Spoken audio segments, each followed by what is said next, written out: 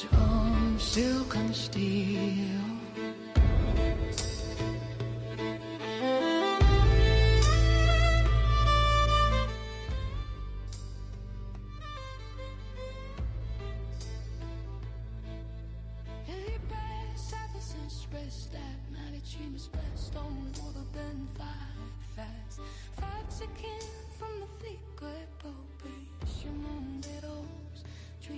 Greetings, I'm Logan the G.I. Joe Gamer, and welcome to Joe Takes Classics.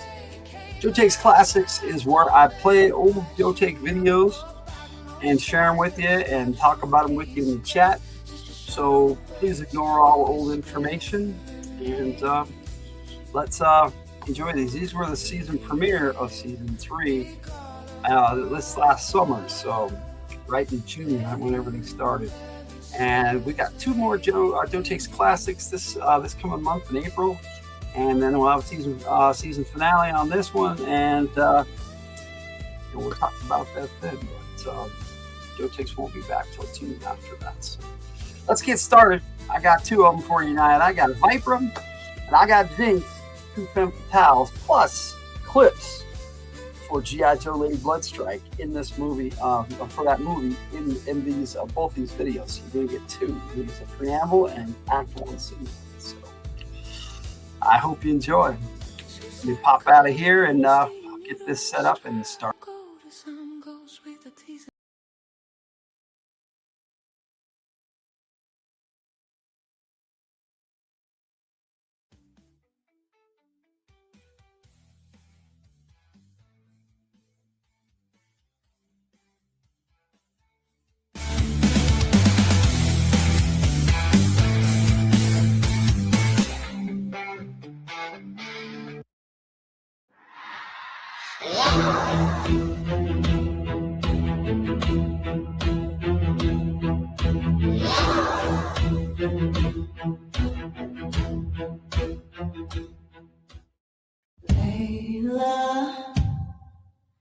Layla, swamp silk and steel.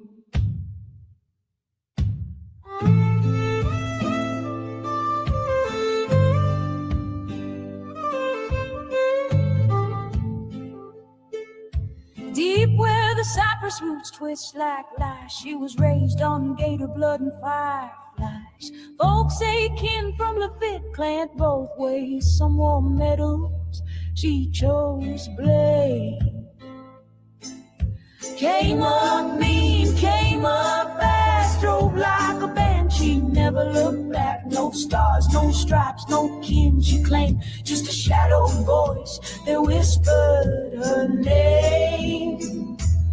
Oh, Layla, they call her Vypra, but one voice says Layla.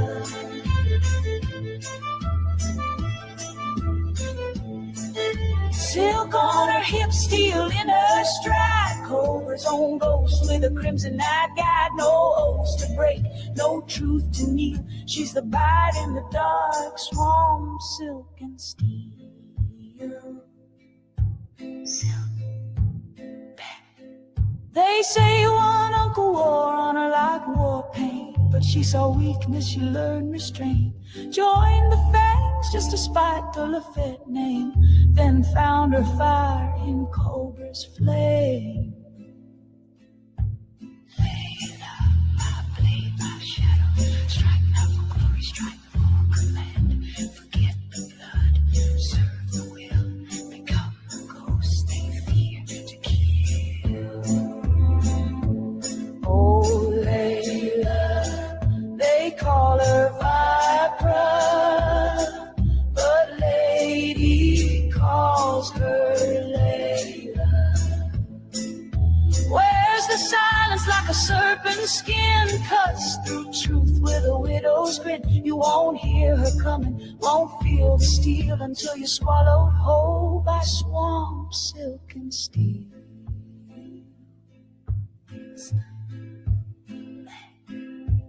Layla, Vypra, swamp silk and steel.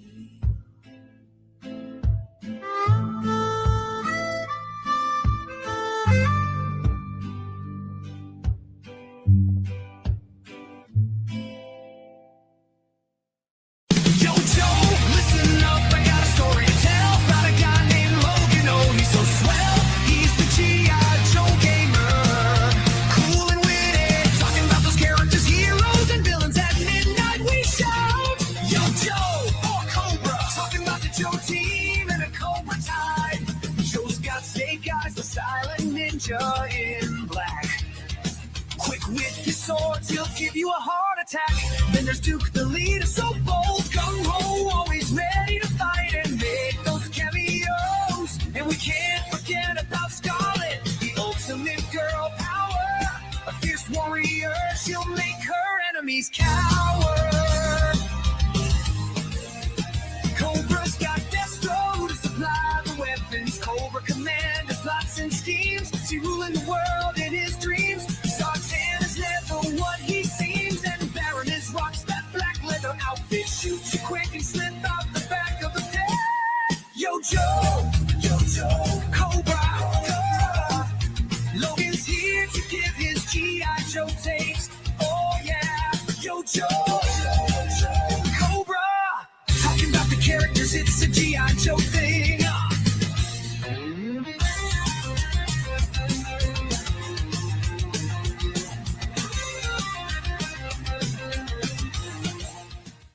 Mature content warning. On Logan's Joe Takes, strategic commentary may include strong language, heated opinions, classified references. Time to call in the Joes. Opposing forces may attempt audio interference. Logan's Joe Takes. Mission begins now. Hello, welcome tonight to Joe Takes 60. I'm covering the character Vypra tonight. I'm going to read my take on this character who's not that well known. A lot of people don't even know who Vypra is, and that's cool, but I'll explain why. Tonight is the first exclusive episode of Joe Takes on the G.I. Joe Gamer channel. I mean, down the line, I might rerun the video on From the Hilt or whatever. I don't know. Who knows? Who knows where we're going to take all this, but we're having a good time. And I hope you guys enjoy it too. We get some music jamming in the background because I don't like all the sound of my air conditioner and stuff going. As you can see, I am in a new locale in my home, so I'm no longer in the dungeon. We're up in the Hilt Fam studio now, I guess, is what we're going to call it. In the background, I'm going to say hi to my friends in the chat here. Hello, Nature Dog Realms, Mama Chris. It's always good to see you. Welcome, welcome. We got Just Laws in the house, my friend. We got lots to talk about for Just Laws tonight, so hang tight. And we got Cool Gamer in the house, and I start Mama Chris's other comment for it. But there you are, buddy. Good to see you, Cool Gamer. Nice to see everybody tonight. You got way too many good generations of one of my songs. I can't decide which you like best, so annoying. Well, the radio show is tomorrow night on From the Hilt, so please check us out there.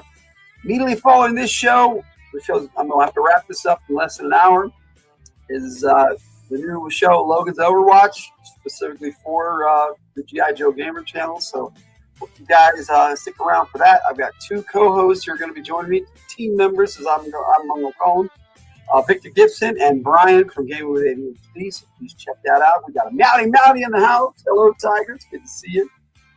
Oh, geez. It's a lecture for taking so long. No, Jess, I'm not going to give you a lecture. You got it right under the wire, and I'm glad I waited because it made everything really cool, and I hope everybody's going to enjoy that right near the end of the show. I am going to be playing the first part of G.I. Joe Lady Bloodstrike, which I'm going to be making over the course of the next 2 months, and in September, I will premiere the full movie. So you get to see the preamble tonight, the very first part. Well, it's Act 1, Scene 1 is next month with Jinx. This month is Vypra, who is the standout in this video. Just Lost saying hi to Tiger. Why doesn't Tiger have a wrench? You know what? I don't know why Tiger doesn't have a wrench. And I'll tell you why. Because Tiger doesn't really come over to the G.I. Joe Gamer channel very often. And it looks like Mama Chris needs a wrench too. So we will fix that right now. Does Cool Gamer have a wrench? No, Cool Gamer does not have a wrench. Guess what? You get a wrench, and you get a wrench, and you get a wrench. And there we are, all wrenched up. We're just all packing wrenches over here. No worries, no worries. Do not know. Maybe I'm not trustworthy. I think if anybody's more trustworthy, it's got to be my wife, Tiger. Thank you for being here, everybody. All right, let's get into this. And the way we start Joe Takes, I was laughing. Good to have you here. Good to have some good times and some laughs. We're going to take a look at this character here. I do not have any vintage figures. So what I'm going to do, this character didn't really have vintage figures. She kind of came out after the original 13-year run, like about 3 years after the run ended in 1994, 97 or 98. I'm not 100% sure which, but it's right around there. And she came out with this vehicle right here called the Cobra Rattler 4-wheel drive. And the reason why I love this picture is because this guy, what the F is going on here with Wild Weasel? Because Wild Weasel is the pilot of a Cobra plane called the Cobra Rattler. And so they brought out a vehicle and they called it Rattler, but it's a Jeep, not a plane. So I thought it was pretty funny. Now, Vypra herself originally looked like this. She was basically a Jinx figure, which we'll get into Jinx next month on Joe Takes. But Jinx is a pretty cool. She's Storm Shadow's cousin, and she's a ninja, and she's awesome. But Vypra is an incredible character, and I have some interesting ideas for backstory, which I'll jump into a little bit later. Right now, we're going to look at the figure that I do have, and that is the Vypra figure from the Python Patrol in the Classified series, which I think is super sweet. She basically is a chemo. Right now, I'm not really remembering her name. It was a character that came out for the movie figures, and she was pretty cool. It's basically the same body with a different head sculpt, but same equipment, same weapons, and everything. But this character has this mask, and underneath she just looks like a ninja. But pretty cool. Pretty cool. Now I'll be playing her on Joe Takes video a little later to give you a better look at her and a better look at some of the other stuff. And I'll be playing her file card too. Jinx is one of your favorite Joes. Mine too. I like Jinx. She's my favorite lady Joe. I have a question that I should know the answer to by now. Is her head a skull or does she wear a mask? Well, I just answered that, isn't it? She has a different mask too. Yes, underneath her mask is another mask. How Naruto over her. But does she have a what mask? A fox face? No. That would be the blue ninja. A fox face. Tiger's asking me if she has a fox face. And I do have a character that has a fox face. It's a female blue ninja, which will be showcased in the next part of G.I. Joe Lady Blood Right, which will be in the Jinx video next month. I'll be filming that very short. Let me see here. I've got to make sure I got all the stuff I need. So load this one up too. I almost forgot about it. Let's see. Okay, Karan Cobra then. Yes. That's okay. No, that's cool. No, this character here though. I thought the Blue Ninja, which was the same body, same everything, same accessories. So this is like the third character they brought out. Same figure, same accessories, just repainted. But I think Vypra with the Python Patrol motif is just the red, the gold, and the black. It's just really awesome. And I don't know about you guys, but and maybe in the video for her, the On Joe Takes, you'll see it better. But that there on her skull, painted on there, that's the Eye of Sauron. I don't know what they were thinking. Could be a beholder, but it looks like, I know it's supposed to represent her third eye. But it's pretty cool because this character has ninja training too. So they're all ninjas. Now, we're going to check out the box for this character. This is what she came in as, member of the Python Patrol. Now, I like this character a lot. And so when I was writing the script for the new Lady Blood Right movie, that it's a play mode. It's just us playing with our toys basically, but we're having a good time. But the artwork for her on this was just incredible. And on the back, it shows you her accessories, which she's number 88 in the series. Right there. Now, in these boxes, I really liked it. When they went back to the window packaging, they didn't do this anymore. But these boxes came with a foot locker that had the name of the character and the number and the series of the character. If I have this thing, 88. I don't think it really matters upside down, right side up. But then it has a Cobra symbol on the side. What it does is you pop open the box, and it has all her accessories in there. I've got them out on the character. We're gonna take a look at them. We're gonna pull her swords out and her bow, and I'll show you some of the cool stuff, some of the cool features it has. There's the art on the side of the box in black and white, and I really love this. These ones, you just put the figure back in the box and you slide it back in and you hang it on the wall and it's all set up. I mean, sometimes the window packaging is nice, but I kind of like that too. So it was good stuff. Let's see. Oh my gosh, you guys, I like 8 songs that were practiced for tonight. They are almost total nonsense, except some of it makes sense. And it's really scary stuff. I thought I was going insane. Well, we'll have to check it out, Jess. Not anything I put into the prompts in the lyrics. Yeah, I gone mad. It happens. It happens. So let's break down her accessories. We'll start with this really cool skull mask that she comes with. I mean, like I said, I saw her on. I love it. It looks just like a leather strap or elastic strap that goes around her head, and it's just black on the inside. It's kind of cool. Let's see. The mask is so creepy. I wonder if it's made from a real skull. You know, that's what it looks like. It really does. So it's somebody she killed that she really probably hated. Now there was cussing and talking demons and souls. I think Pseudo is possessed. Maybe today they are. All right, so let's break it down. We got the bow, which is pretty cool. I'll get into that in a second. But let's take her backpack off. Now this is a remake of Storm Shadow's backpack. Now I don't really care for this design because it puts the swords in the wrong position for the bows unless the character is left-handed. If the character's left-handed, it's all good. But if she wants to reach for the arrows, they got to be over here. And if she's left-handed, then she's got to pull the swords out. Weird. But if she's right-handed, all this goes like this. And it really is not very functional in reality. But it's a cool looking toy and it holds all the accessories. It's got, you got your ninja toe for the short sword.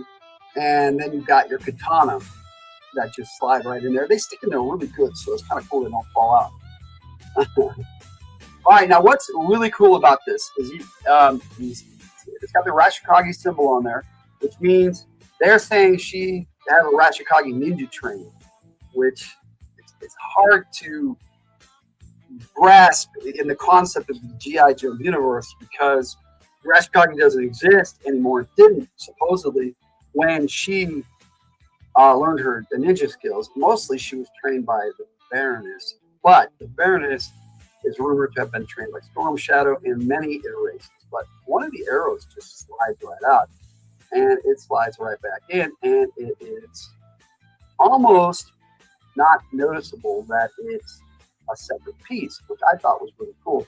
Maybe she's ambidextrous. I like that. I like that version, Jess. I think she's left-handed, but that's me. Maybe she stole it. Maybe she did steal it. Now, in order for her to steal it, she would have had to kill an Arashikage. But all the remaining surviving Arashikage members are still alive, with the exception. I mean, they haven't been killed yet. But what I wanted to show you with the photos is pretty cool. Let's see. I'm using the wrong word. Don't worry. Now with the bow, this particular accessory has this. It's like I said, it's set up. The artwork is backwards because it's set up for a left-handed use because the bow, the grip is here at the top where they show on the box art. You got the box art. They got the box art where the grip is at the bottom. But if that's the case, and you want the arrow on the right side, it has to be set up left-handed. I almost set it backwards myself, but there it is, and it just sits right on there.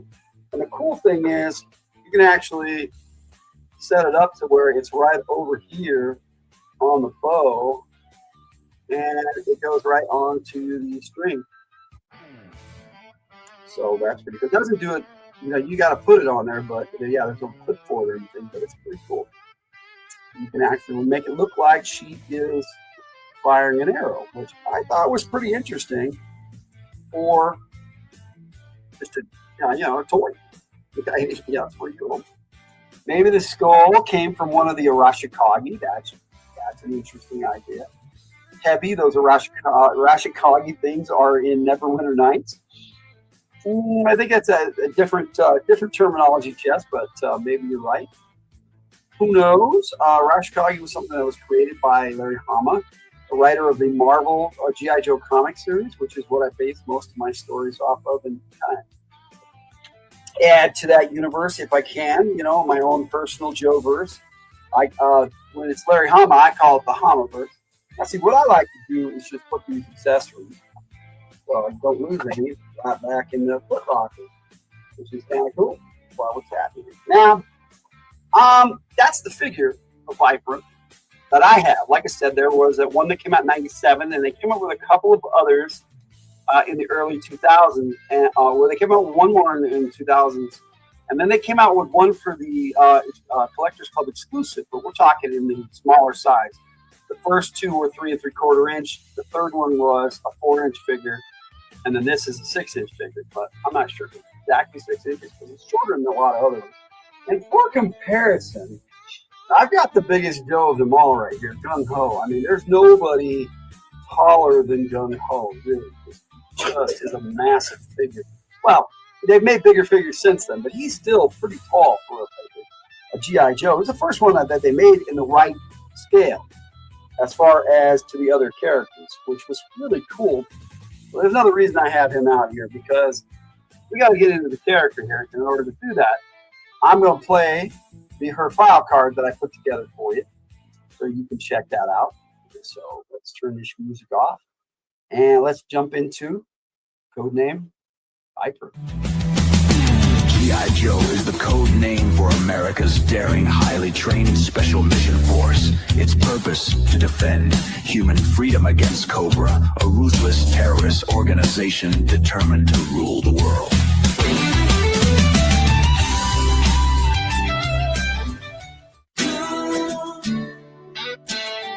It's a Cobra. Code name Vypra. A rattler, Jeep driver, file name, Anaconda birthplace, New Orleans, Louisiana, primary specialty, intelligence, secondary specialty. Martial arts, Vypra was born in New Orleans, but was raised in the backwoods and swamps of Louisiana. She grew up mean, nasty, and uncontrollable. She would have enlisted in the military, but regarded soldiers as wimps. She finally signed up with Cobra, liking both the name and the attitude of the organization. She rose astonishingly fast through the ranks and proved herself as someone not to be underestimated. Although her primary specialty is as driver of the Rattler 4-wheel drive, she doesn't need to be behind the wheel of a Cobra vehicle to be a threat to the G.I. Joe. She's just as effective all by herself, and even purportedly has ninja training. How'd that happen? From General Hawk's files. Where does Cobra find people like this? Vypra looks small and slight, but she drives the Rattler like she's in a monster truck show. The only thing more dangerous than her driving skills are her fighting techniques. She's one of the nastier threats to come out of Cobra's rank and files in recent years. Y'all see that? I've got more.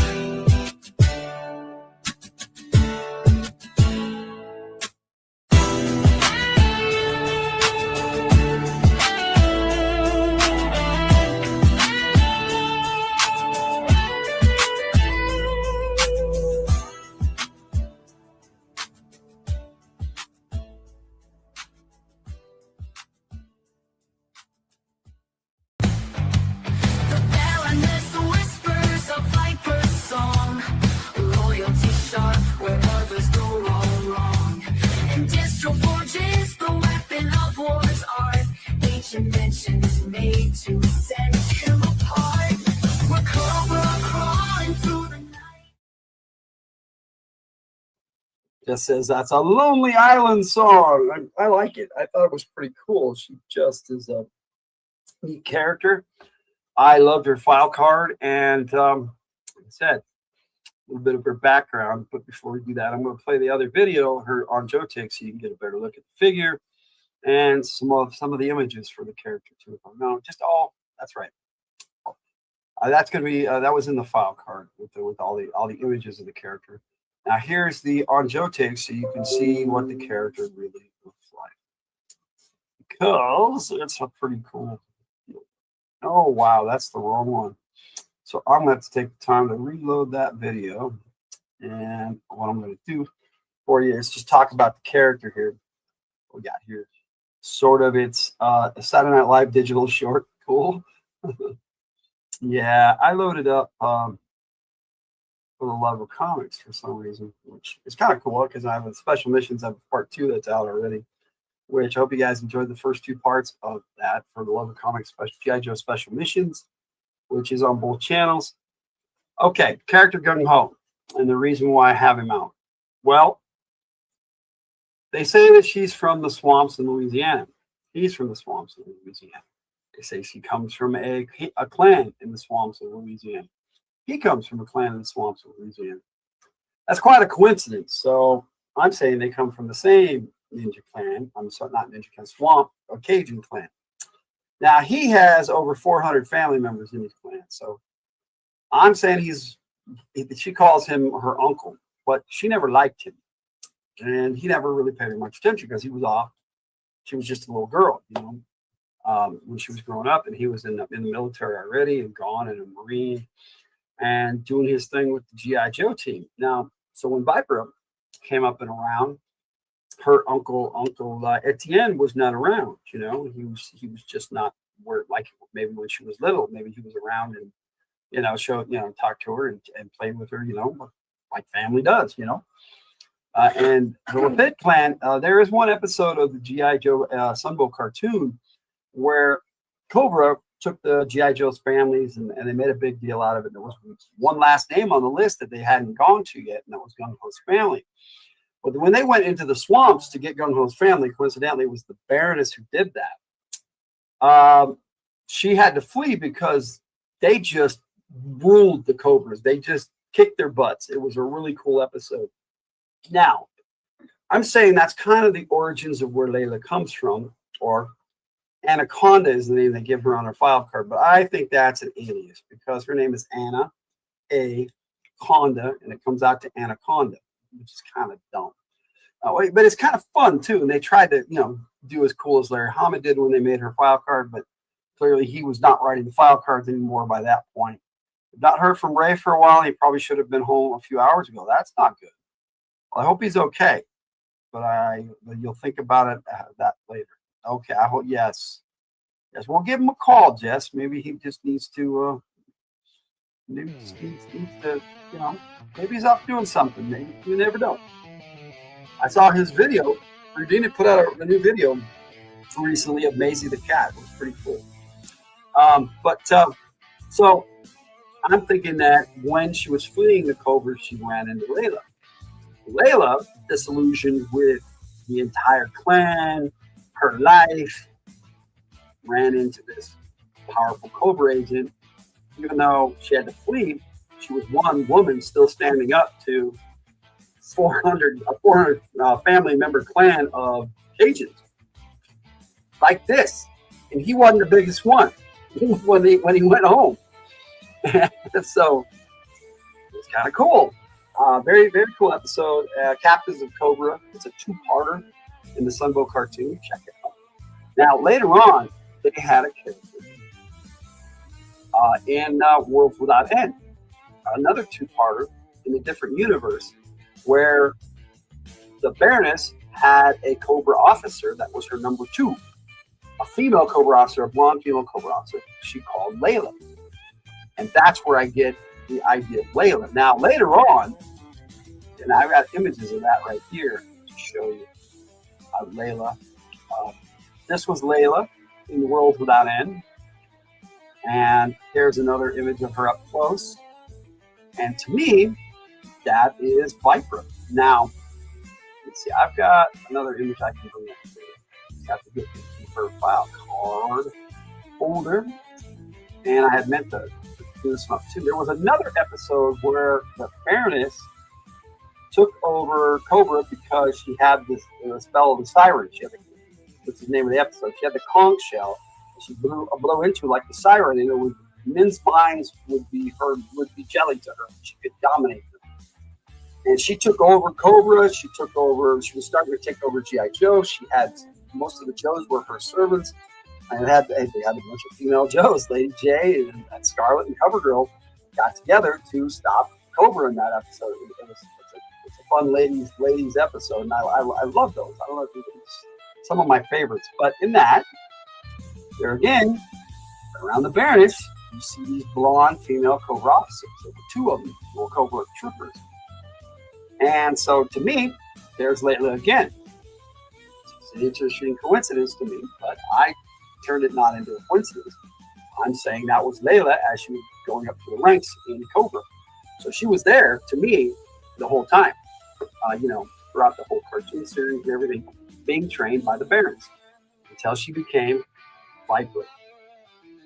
Which I think Vypra is a kick-ass character, and I hope you guys like her too. Now that is my take on Vypra. Now I do have this other video to show you, and I have to cut things short tonight because I have Overwatch next. But let me see. Well, there was a short he put out yesterday. There was a dog someone brought into CES. It was like 600 views in less than an hour. He said that that has never happened.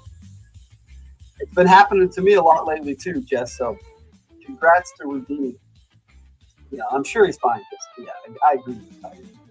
So, Dunho, Uncle Dunho, Uncle Etienne, whether she's jealous, just hateful, or spurned, who knows? With a clan like that, how are they marrying outside the clan? I mean, maybe she had a thing for her, the older clan member. I don't know. Either way, I know that she don't like Gung Ho, and she joined Cobra. Tiger, are you still here? Whoever is in here, you will chat. Well, Tiger's around, but they brought me some food that I haven't had a chance to eat yet. There you are. Yeah. All right, so on that note, that's my take on Vypra. I hope you enjoyed that. Not a lot. There's not a lot of media other than that for Vypra.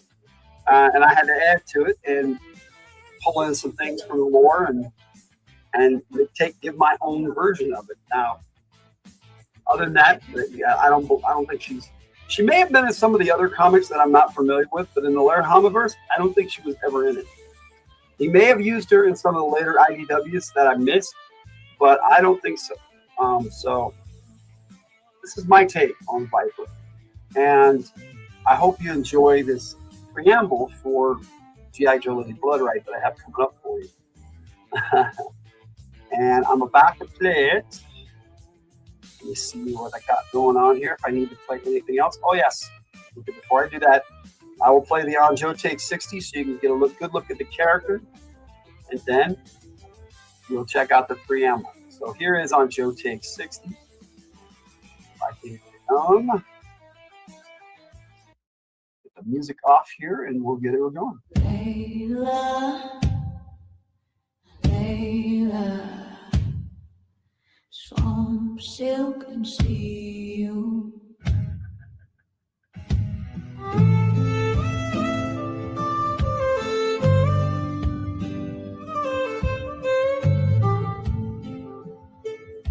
Deep where the cypress roots twist like lies, she was raised on gator blood and fireflies. Folks say kin from Lafitte clan both ways. Some wore medals, she chose blade. Came up mean, came up fast, drove like a banshee, never looked back. No stars, no stripes, no kin she claimed, just a shadow voice that whispered her name.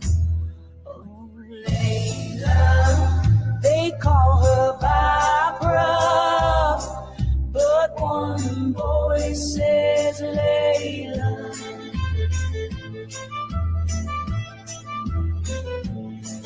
Silk on her hips, steel in her stride. Cobra's own ghost with a crimson night guide. No oaths to break, no truth to kneel. She's the bite in the dark, swamp, silk and steel. Silk, back. They say one uncle wore on her like war paint, but she saw weakness, she learned restraint. Joined the fangs just to spite the Lafitte name, then found her fire in Cobra's flame. Layla, my blade, my shadow, strike not for glory, strike for command. Forget the blood, so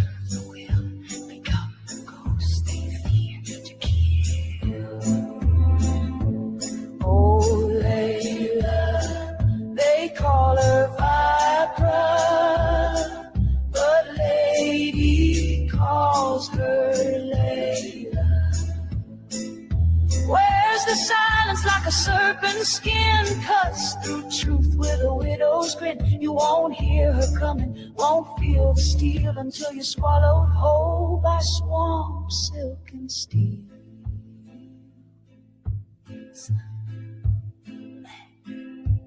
Layla, Vypra, swarm, silk, and steel.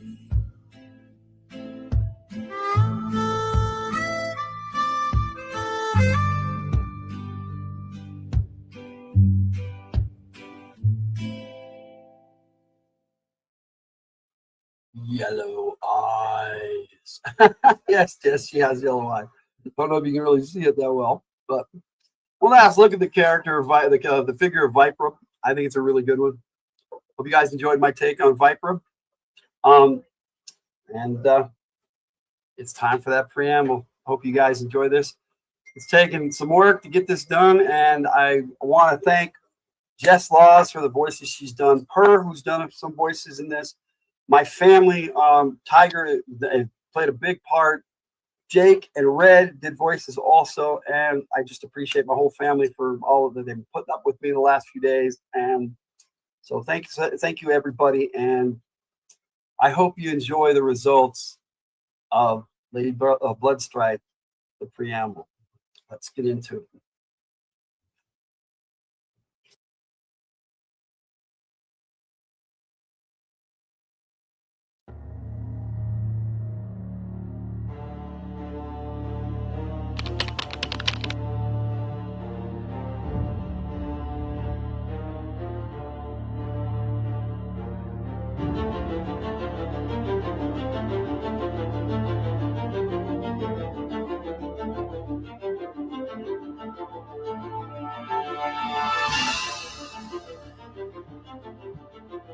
The gang's all here. Well, most of us anyhow. What's this all about, Blood? I'm as in the dark as you are, and that's major. To you? Fluffed, get over yourself. Not someone you want to be messing with, Bass. Who do you think you're talking to? Clearly someone who has no idea who they're talking to. Both of these two could squash you like a bug, Major. And by the by, last I remember, we four were given the rank of commander in this chicken shit organization, making us equals. Harumps? Equals? Somebody's got uppity breeches. Don't touch me, gutter snipe. You say one more harsh word to my sister. Pause on. Biker trash. That will be quite enough of that. Aha, snatched. Destro. It is time.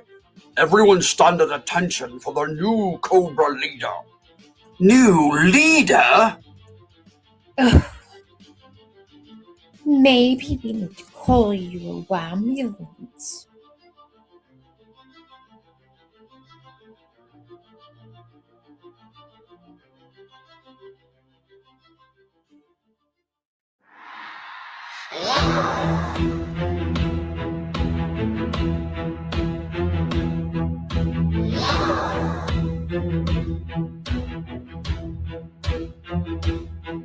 When the crown is cracked, the vipers arrive. When the hind spreads in dancing grind, fussing got a fussing silence marching. Four Eyes thinks she's the new Is commander. this a joke? Silence! Crimson shadows rise in silence. We are the war beneath your skin. Strike from the throne of broken tyrants. The crown belongs to Crimson Skin.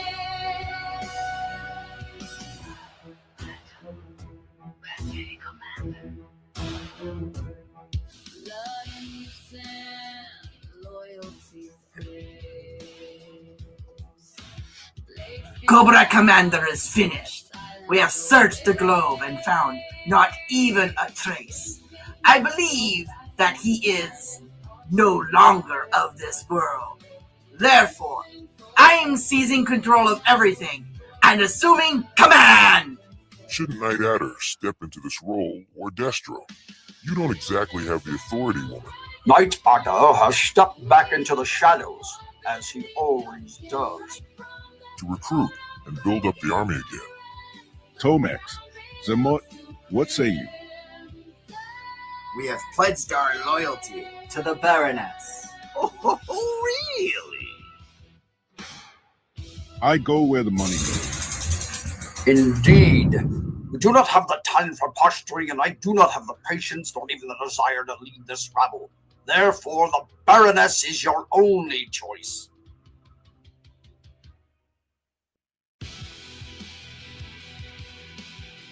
She doesn't have the balls for this job.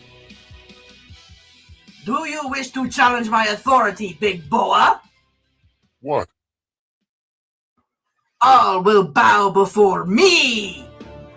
Stick with the Baroness for now, sister. We still need this contract. What about you? There's something I need to do. Lead my dreadnoks for me. Suits me fine. I knew that it would.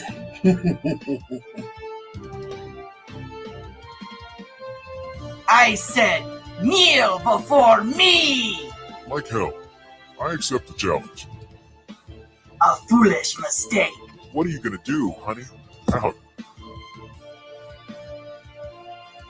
Does anyone else wish to challenge me? And you lot? Do we get the same deal as before? I'm certain that we can come to an even better arrangement, seeing as how Zartan has opted out. Oh, don't worry about him. You heard the lady. Bow. You worthless sons of whores. That's Lady Commander now. Your queen! Long live the queen! It is time to crush G.I. Joe. We will run them to the ground and chase them back to their holes. They will pay for what they've done to our former commander. You know what to do, Layla. Yes, my queen. As you wish.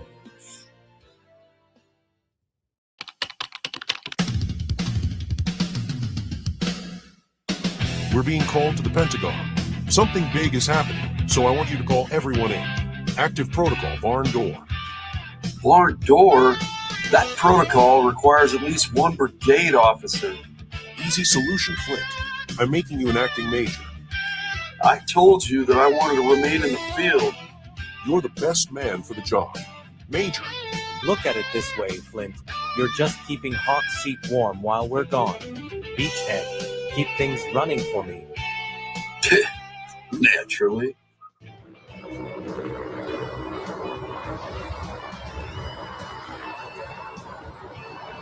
What now, Major? Shut up. Got it, sir. Anyway, I meant what's the barn door protocol? It means we're officially on lockdown. Shit. Shit is right. Call everyone back to their respective posts. What about Ninja Force and the Sarge? They're on radio silence. Yeah, I'll send Falcon and his team to collect them. Night Force is a good choice, but that means we'll need to leave Outpost Victor Bravo and the airbase at Alpha Lima active until they check in. That's going to put a big red X on Leatherneck and Airborne's team. We'll give them a heads up. They're going to need a bit more than that. I have just the team for such a mission. Yeah, but they've been itching for one last ride as a team anyhow.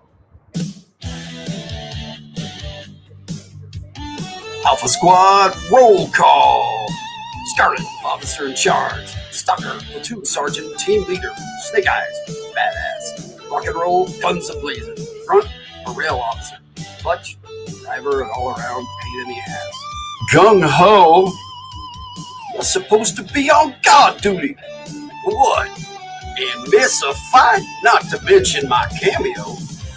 Okay. Okay? I said okay. Leatherneck and Airborne are going to need all the help that they can get. All right then, gung-ho cameo Joe. Looks like you're joining the Alpha Dogs for their last ride. Oh, goody. Suits us just fine. Outstanding.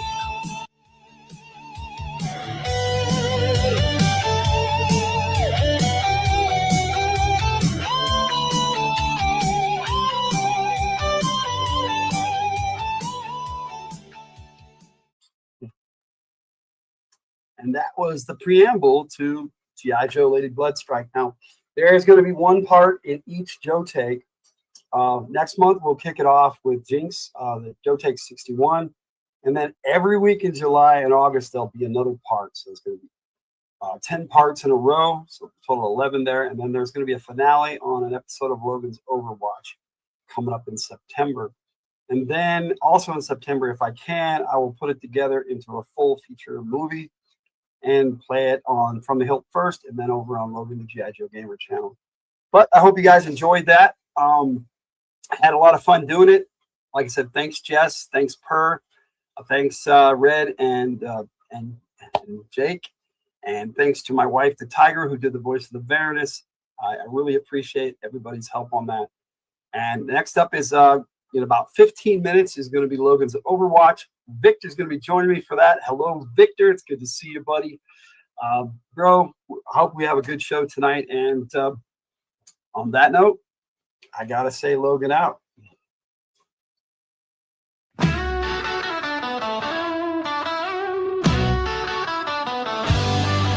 Logan's room full of Joe Take dreams.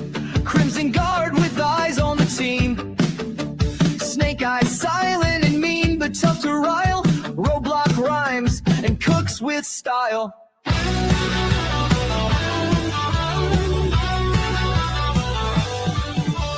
Duke as the first shirt, making with a plan. Cobra Commander schemes with his clan. Scarlet Sharp hits hard, flips fast. Destro's armor gleams from the past. Logan G.I. Joe takes fierce and honest view. Red versus blue, it's up to you. Stay a while and listen for the consumerism. Logan's G.I. Joe's takes given with enthusiasm.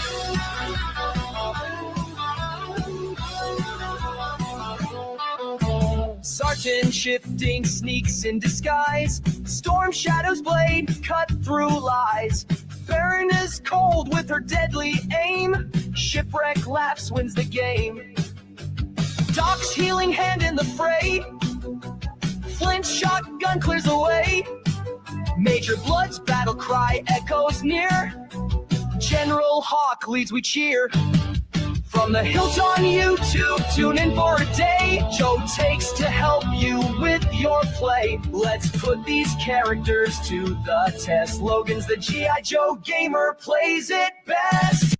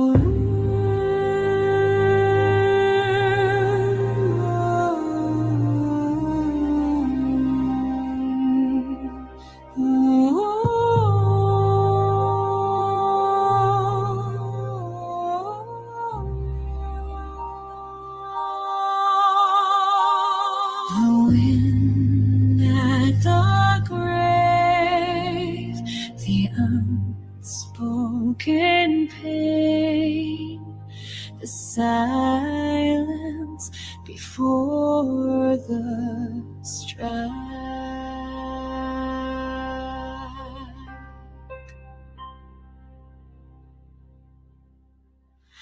I walk through shadows, names carved in stone, echoes of brothers who lie under stone.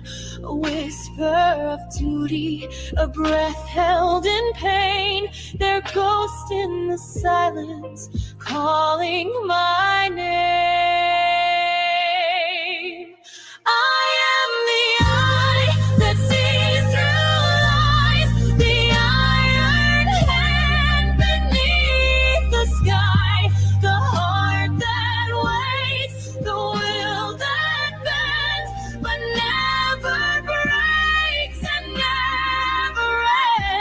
They took my ninja brethren, leaving nothing but my wrath, the blood and bone of the ninja's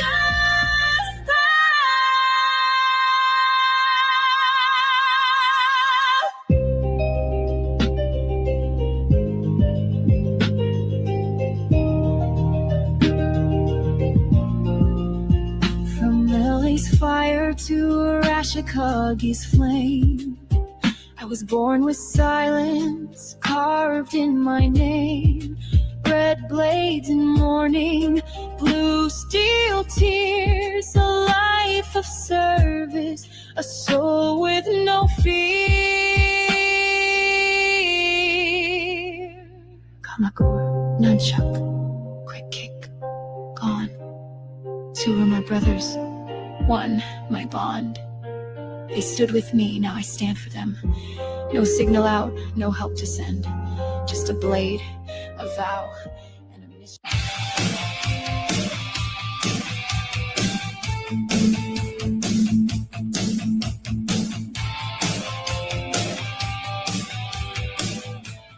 Yo, Joe, listen up, I got a story to tell about a guy named Logan. Oh, he's so swell, he's the G.I.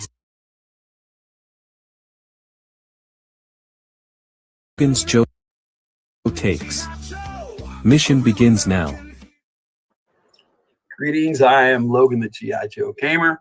Welcome to Logan's Joe Takes. This is Joe Takes 61, and this is going to be Jinx from the Hilt. Hope you guys like ninjas, because that's kind of the theme tonight. She is the original G.I. Joe ninja. I know Snake Eyes was a ninja before she was. However, Snake Eyes was never listed as a ninja until much later in the line. He was always the G.I. Joe Commando, which, as far as I know, he's the only G.I. Joe Commando. There are other ones in other, like international lines and stuff that were listed as commandos. And then there was one other figure that had the title Commando, and that was Shipwreck had a naval commando for the Rise of Cobra movie figure that he had, which was pretty cool. All right, so we're talking Jinx tonight. So we start like we always do with the original figure. This is the 1987 Jinx. She originally had that dragon symbol on her chest right here, but my paint has worn off considerably. She used to have red fingernails that we were painted red, but most of the flesh paint is coming off, so it looks like she's got bits of red all over the place, like she's cut her hands in a lot of places. It's kind of cool. Now, she did come with this staff. Oh man, there's a term for it. It's a metal iron shod staff. But this one actually has blades on it, so this is actually a type of pole arm. And then she came with two swords like this. I have lost my other sword, but I do still have the one. And they both went right into this backpack and would fit right down in there. Sword group. And so you'd have to just slide it right in there and get it in there correctly, which I'm not doing, of course. All right, so, and that was what Jinx came with accessory wise. Now, this is an original O-ring figure, so it was back in the day. Mine has a damaged crotch piece, but that happened a lot. I played with this figure a lot, but she had these little slipper on her feet. I like that. I always did. This particular character, I always loved her mask. And they had red ninjas in Cobra, and I always thought it was weird that she had a red outfit, but she always looked really good. And I really, really like this character. As far as the female Joes, she's my favorite. I do like all the others. Don't get me wrong. I missing a sword, but I ended up with an extra staff. I don't know why. My brother probably had one, so there it is. I have two of those. Now, they didn't have any other Jinx figures in the original vintage line. However, when they came out again in the early 2000s. In 2004, they came out with a few. They came in 2003. They came out with a Tiger Force Jinx, but I'm pretty sure that was part of a convention exclusive. Now she was like green with orange tiger stripes. Really cool looking figure. Same one though. It was just a repaint of this, as far as I know. That's what it looks like. I've only seen images of it, but yeah, it would be a cool figure to have. But in 2004, they came out with this Valor versus Venom Jinx. Now she had 2 swords, 1 sheath. It's kind of weird. She had 2 swords, 1 sheath, and I've misplaced those. I have so many accessories put in an accessories bin that I couldn't find it. Now, this is the type of gun she had, but hers is supposed to be like a grayish, according to Yojo.com. Although, I don't have another gun this color, so I'm pretty sure she came with this black one. But this design is kind of petite, even compared to the other 3 3/4 inch figures. I mean, let me put them side by side and you can see what I mean. Very, very dainty. She came with a blindfold too, but I went and Frankenstein the figure for my 25th anniversary line, and I have misplaced her blindfold because I used it for that. So she had a red blindfold that would actually, you could put over her eyes like she did in G.I. Joe, the movie, the animated movie, which was really cool. Oh, she also came with one of those gauntlets, is what they call them. And these were their G.I. Joe secure communications, which was pretty cool. That was an interesting idea. I ended up with about 30 of those, but you know, it is what it is. Now they have the Joe Pros on the classified, which I really like. Now, they came out with, those were the only 3 vintage, technically vintage Joes in the O-ring style, I should say, that they came out with. The Tiger Force 1, this, and these 2. They came out with like 4 in the 25th anniversary line. I only have the one that came out for the Retaliation, G.I. Joe Retaliation movie, and it's pretty cool. I like the yellow and black. I mean, I wish I had one that was all black, but they never made a Jinx that was all black. And I'll tell you why I wish I had one in black when we get into talking about the character and stuff. But now if I can get this back on the battle stand, that would be wonderful. Her staff is the same, but it's a bit longer, bigger, as you can see. But it's the same style, and it's black. I like the fact that it was black. That's pretty cool. And she came with these 2 swords, both katanas, and it's one little backpack with both sheaths attached together. They like to do that, and that was a cool idea. I like that. So she has 2 katanas. Now, I put the Jinx label on her battle stand that she came with. It's sort of like a dog tag. They had that idea going on with the Rise of Cobra figures, but they didn't really continue it.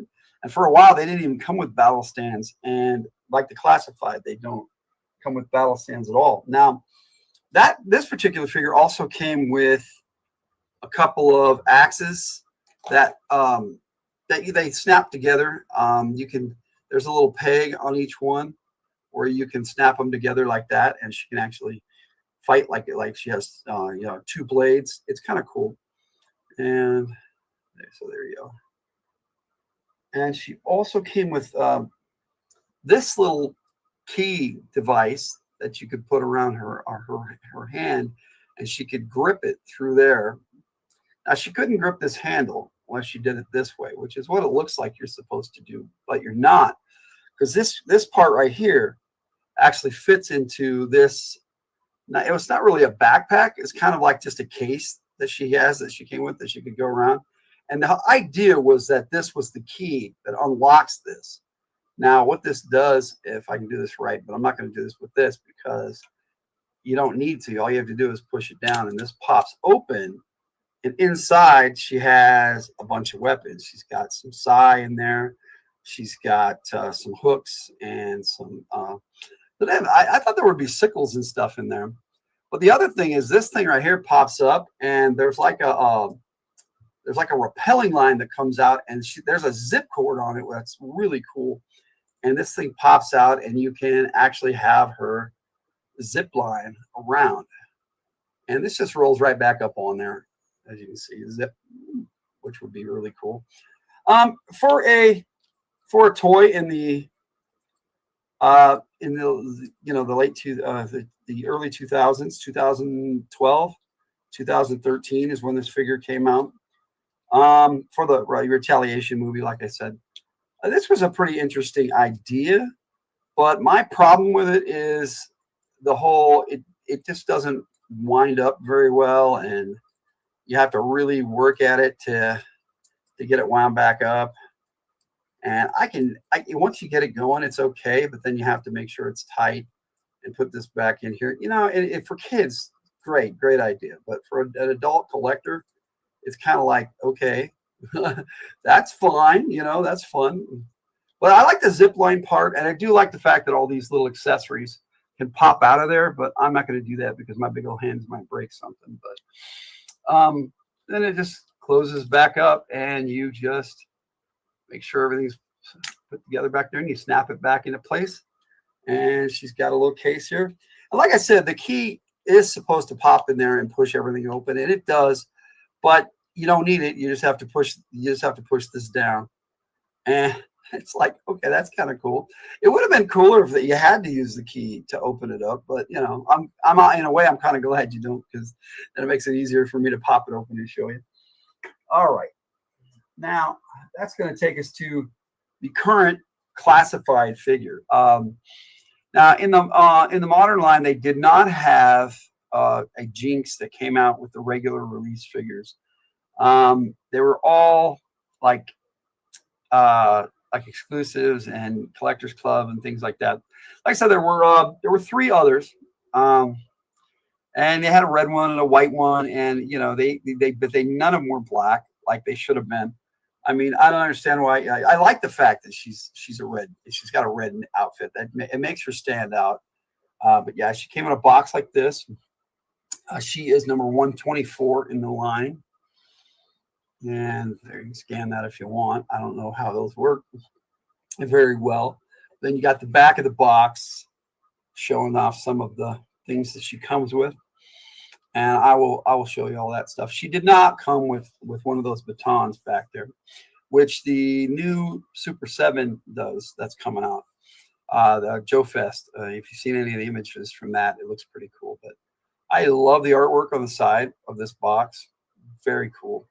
Inspired me to do a lot of cool stuff. And if you watch that video at the beginning on Joe Takes, I featured this a lot in that.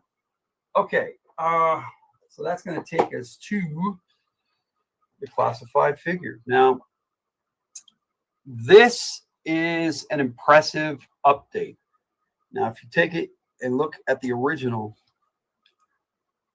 I mean, it's a pretty spot on transfer over, except they instead of having her feet open at the bottom like this, they have her feet covered with proper foot gear, which is a good thing.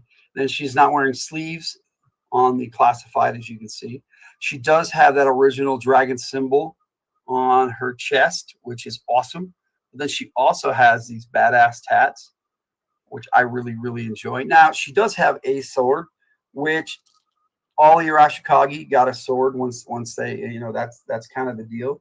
You get a sword when you graduate, and she's one of the royalty, as it were, in this particular ninja clan. So naturally, she got a very fine katana.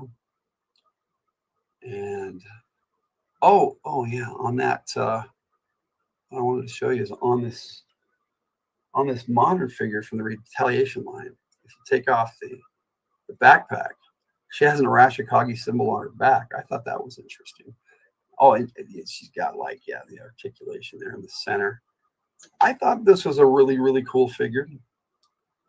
Oh, I dropped that.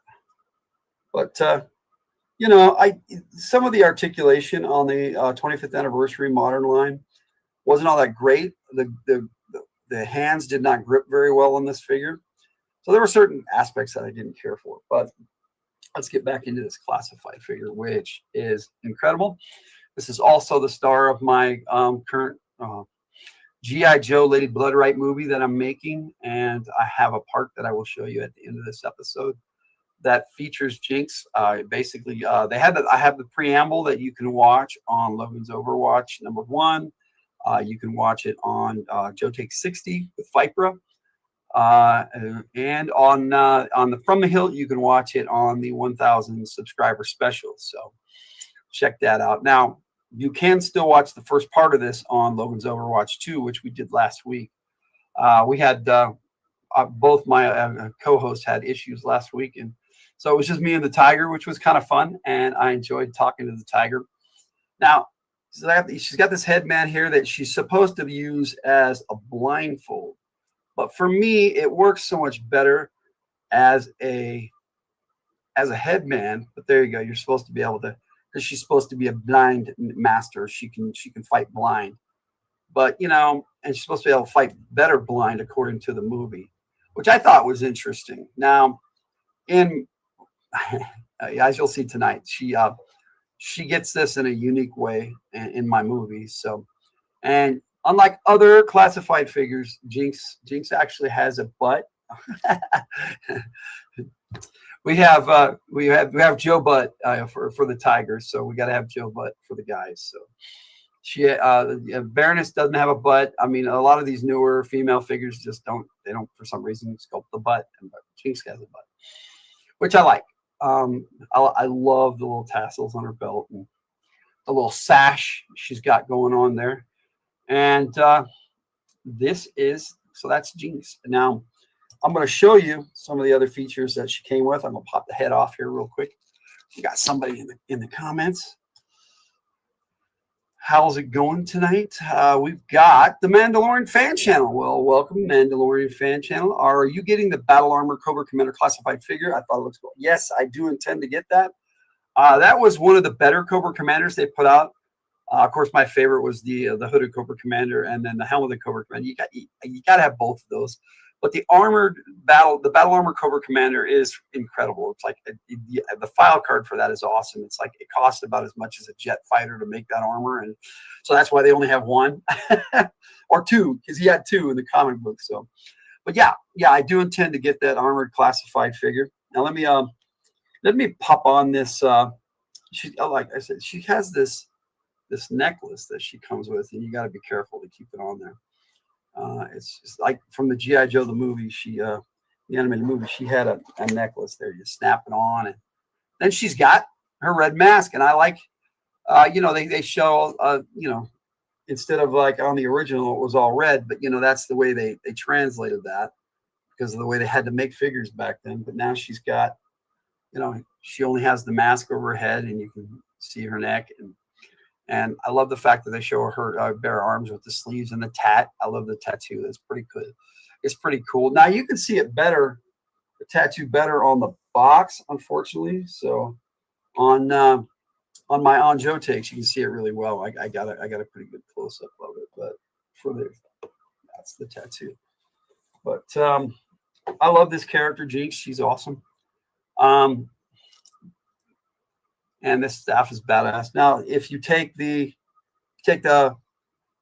blindfold on this, it looks better on this, but then she's got these tassels already on here, which is awesome. You keep having hoping someday Hasbro makes the cyborg blue ninjas from. I hope so too, dude. That was a cool storyline in the comic book. The cyber blue ninjas, they were awesome. I'm not going to pop her hands in and out, but she also comes with fighting fists that you can swap in and out for her regular gripping hands and with trigger fingers, so she can actually use a gun still. And which, like I said, one of the Jinx figures came with a gun. So, but that's the G.I. Joe classified Jinx. I'll probably take a look at it again before the end of Joe Takes here tonight. But that's going to take us to who Jinx is as a character. Now, I could sit here and read the file card, but I find that to be a little boring. So I've put together a file card video for you that basically reads the file card for us. So here is Jinx file card, FTH from the Hilt, codename Jinx. And this is my updated version, so it's got some pretty cool new stuff in it. G.I. Joe is the code name for America's daring, highly trained special mission force. Its purpose, to defend human freedom against Cobra, a ruthless terrorist organization determined to rule the world.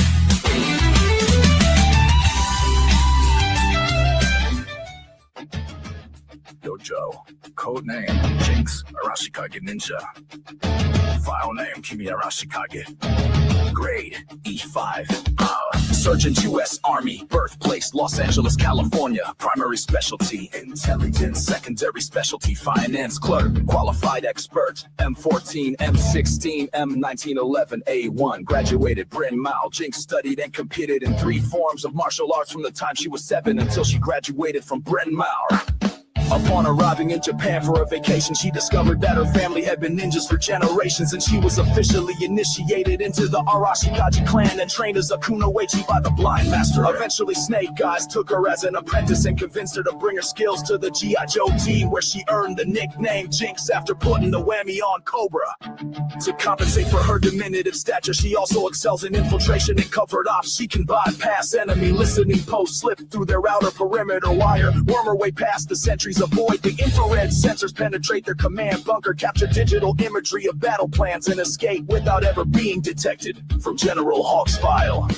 Don't underestimate Jinx. She has been to the secret mountain and studied the 7 silent forms with the blind master. She has the eye that pierces, the iron hand, and the heart that waits. In her own words, I can see through the enemy's deception, batter aside their strongest defenses, and overpower them with the strength of my will. The keenest eye is that which looks inward.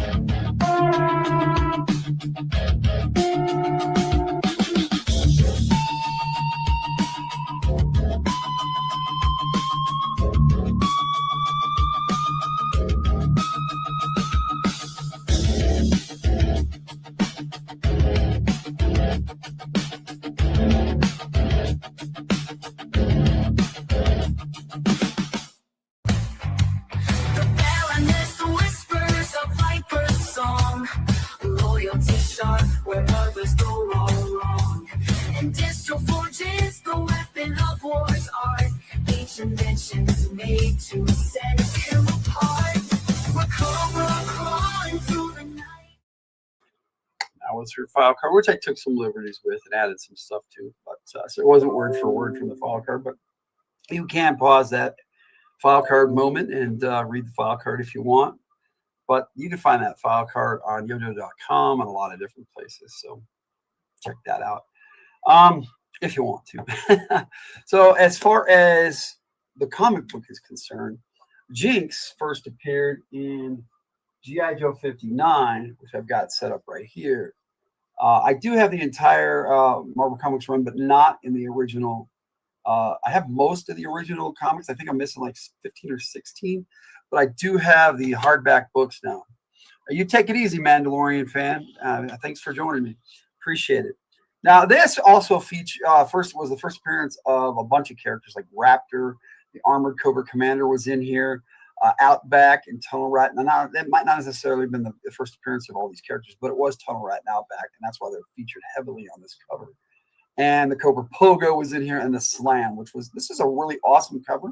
It just doesn't feature Jinx, but it was the first issue that she was in, so I'm not surprised that it didn't. Now, this here is Special Missions 24, where the G.I. Joe ladies, Cover Girl, Jinx, Scarlet, and Lady J went undercover. And Cobra was trying to mind control the president at the time. And this particular issue of Special Missions, I'm pretty sure is the only one not written by Larry Hama. I'm pretty sure it was written by Herb Trimpe, or Herb Trimp, however you want to pronounce it, the original artist from G.I. Joe #1. Yeah. And he wrote also G.I. Joe #8. So there they are right there, all 4 of the ladies, if I can go the right direction and show you. So, yeah, you've got Lady J. You got Lady J, Scarlet, Jinx, and CoverGirl all there together. And yeah, Hawk had them going undercover as like cheerleaders, and none of them were happy about that. But it was a pretty cool issue, and it turned out that Hawk was right, and they needed to be right where they were because they saved the day. That's some really cool really cool stuff with this one. Now, special missions, like I think it was 11, featured Jinx as well. It was pretty cool. But they like to pair the ladies up a lot, and I like that. Now, before I show some of these other ones, I'm going to look at some covers and show you some covers because I love GI Joe covers. So there's that issue 59. If you want a better look at it, I found a really decent scan of it that somebody did. And before I can continue, and then the special missions 24, way better looking cover. So you can get a good look at it. Now, the next story actually starts here. This is G.I. Joe 21, and this is Silent Interlude. Now, Silent Interlude is the very first silent comic, as far as I know, where it just has special effects, no dialogue whatsoever, and that's what they mean by silent comic. Nobody speaks in the comic. No thought bubbles, none of that. It's just all action and sound effects. Pow, pew pew, and things of that nature. Pew pew. Yeah, this was, but it continued basically that kind of feel into G.I. Joe 85, which stars Storm Shadow. However, the reason why I'm bringing that up is because I have that issue, and on the first page, you got Jinx, and it's SFX is the name of the issue, and it's all, like I said, it's just all silent dialogue. I do have G.I. Joe 21, but not the original anymore. I sold my original copy. I wish I hadn't, but I did. But I've got some from comic figure packs. So yeah, so Jinx is prominently featured in this issue, if I go the right way again, and she gets attacked by some Cobra ninjas being led by Zartan, who was trying to prevent Storm Shadow from killing him because Storm Shadow had figured out that Zartan had killed the Hard Master. But he was ordered to do it by Cobra, and Storm Shadow had decided that vengeance wasn't the proper path and was actually trying to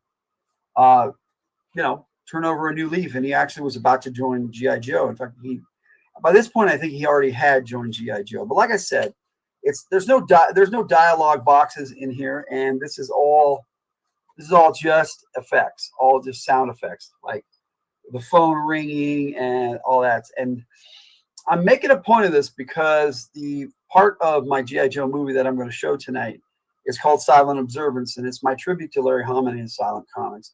It has no dialogue. It has music at the beginning and music at the end, and music all throughout, but it also only has sound effects throughout the entire storyline that I'm going to present tonight. So that's where this comes from. This is I should have got up one of my silent interludes, but as you can see, like I said, it started here, and this was a story where Storm Shadow kidnapped Scarlet, and then Snake Eyes went to rescue her, but she ended up rescuing herself, and they broke out together, and it was Storm Shadow's first appearance, and it was a really cool storyline. And at the end, they revealed that Snake Eyes and Storm Shadow were from the same ninja clan, for the first time ever revealing that Snake Eyes was, in fact, a ninja.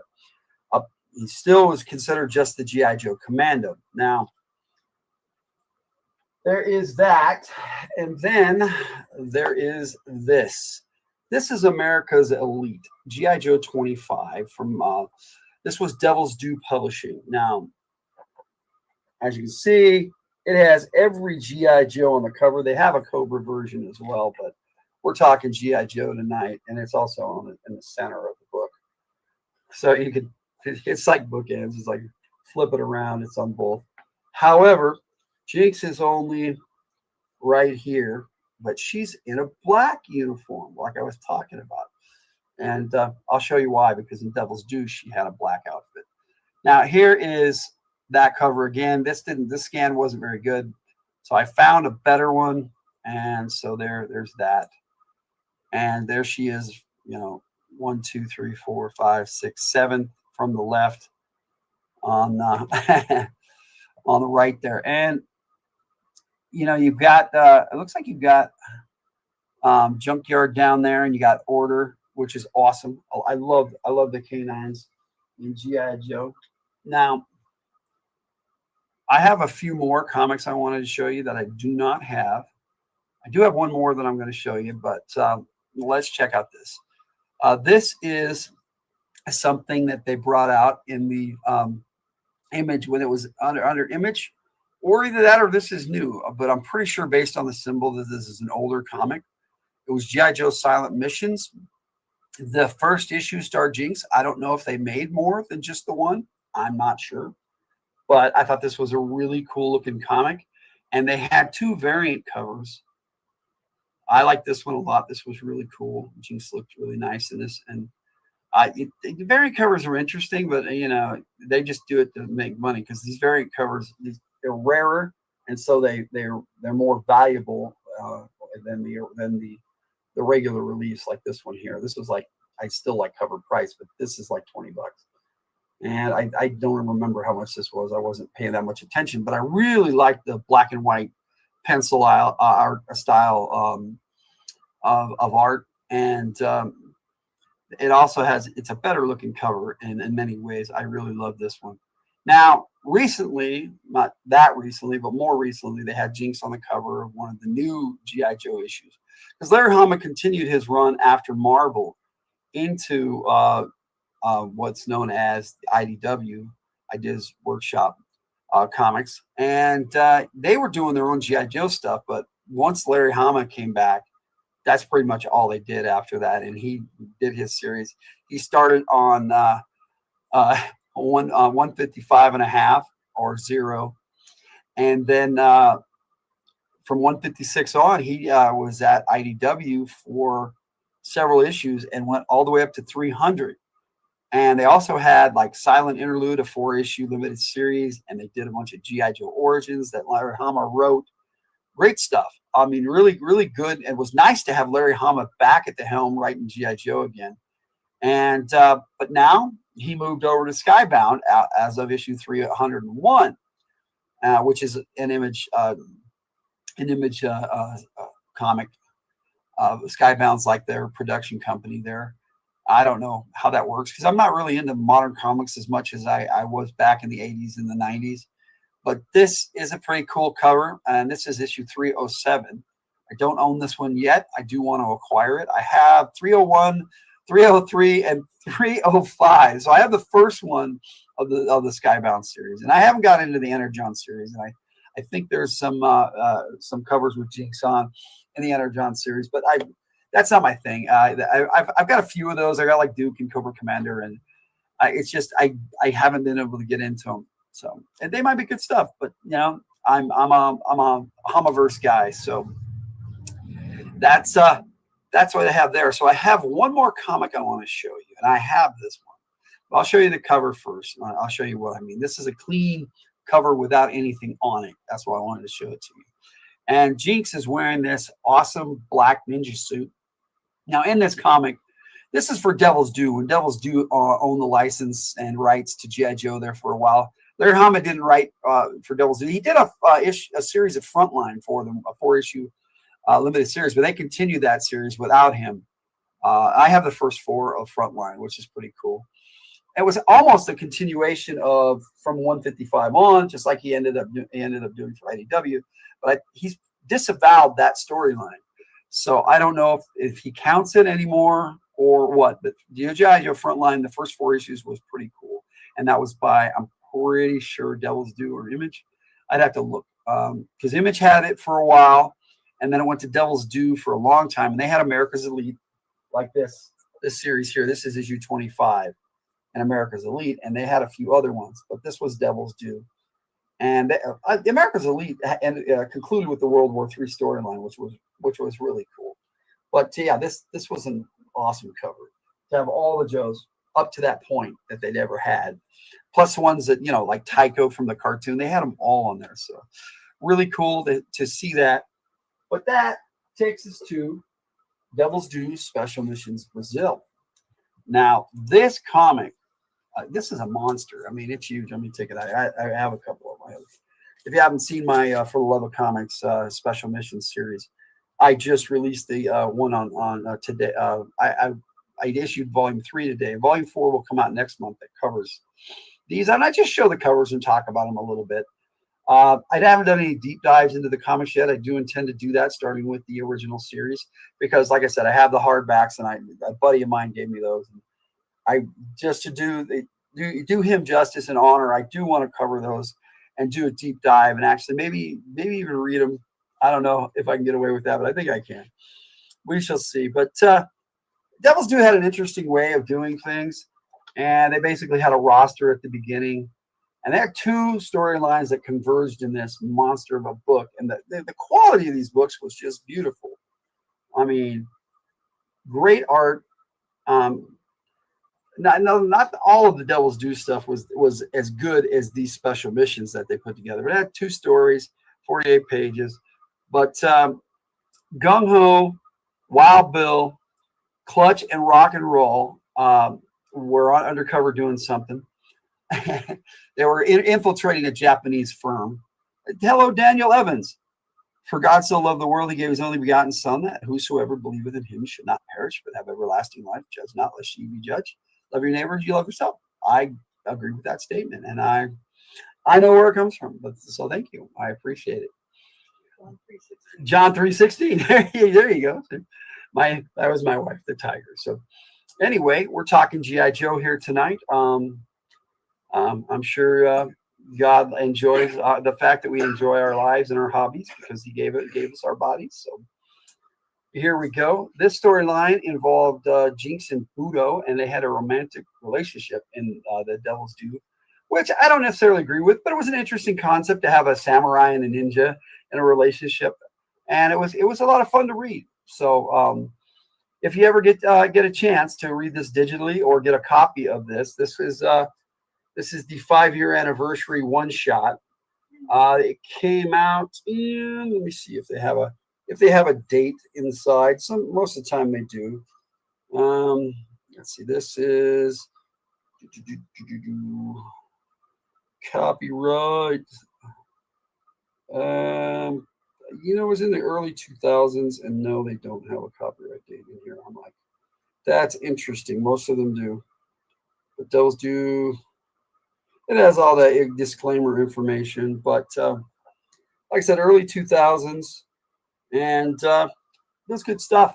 For what was going on with G.I. Joe at the time, this was it. It was all of G.I. Joe they had. It was before Larry Hama went to IDW and went back to writing his series, which is what brought me to the line. And the cartoon kind of brought me to the line, but Larry Hama kept me there, that's for sure. But yeah, there's the cover with G.I. Joe Special Missions on it, Tokyo. And like I said, it's 2 stories, 48 pages, nonstop action, and it really is. It's a really good storyline. So if you're into that kind of stuff, this is not Larry Hama, for those of you who are into only the Hamaverse. I know I have a few Joe fans that are, but I love the genre, so I check out a lot of the other stuff. Now, that's going to take us to the animated movies and series, and she came in at the end of the Sunbow run, which they had 3 5-part miniseries. Which the third one was the beginning of the first season of G.I. Joe by Sunbow Comics, cartoon.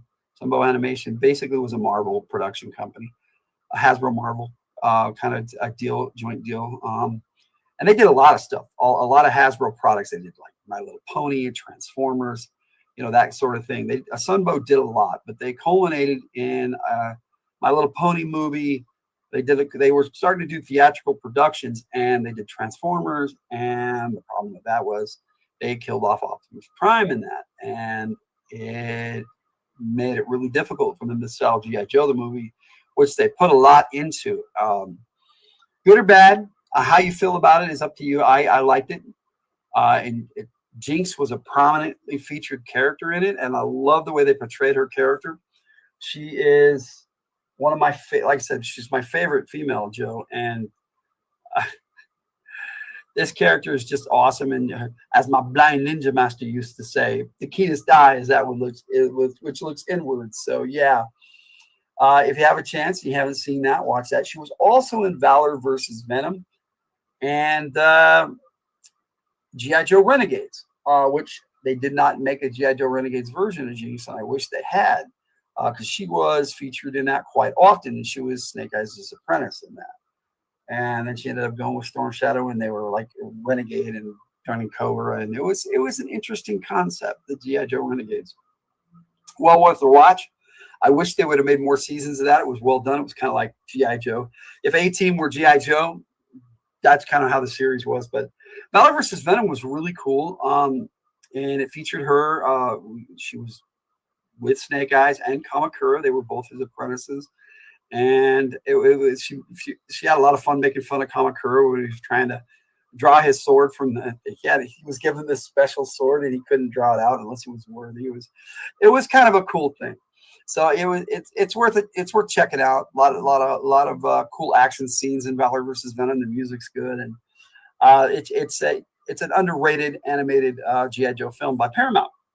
So then Paramount then went on to make G.I. Joe, G.I. Joe Rise of Cobra, and then G.I. Joe Retaliation, and now they've made the Snake Eyes Origins movie, which hit and miss. I mean, I like all the movies. I have my issues with all the movies, just like everybody else. But we enjoy our GI Joe. So let me put some music on while I'm chatting here, but I'm going to turn it down so I don't blur you out, and so you can still hear me.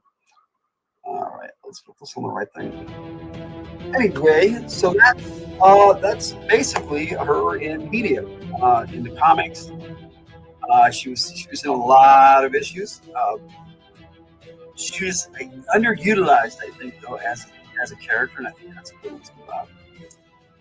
But when she was in it, whoever wrote it generally treated her with a lot of respect and did her character justice, as Larry Hammond did. They did in G.I. Joe the movie. She is a very well defined character, but I think underutilized. So that's why I'm the star of my little movie that I'm making.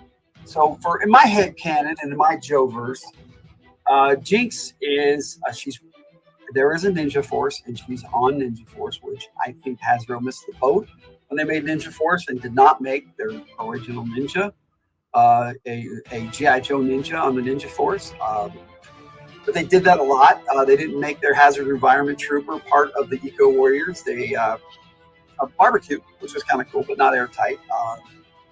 A lot of times when they had that Night Force, they didn't make Lowlight a member of Night Force. He was their night spotter. I know he's a sniper, but I mean that's what he did. He did night ops. So many missed opportunities, and Mega Marines did not have all the Marines in it. There was Leatherneck, Gung Ho, and Sergeant Slaughter, and Mainframe was a Marine also.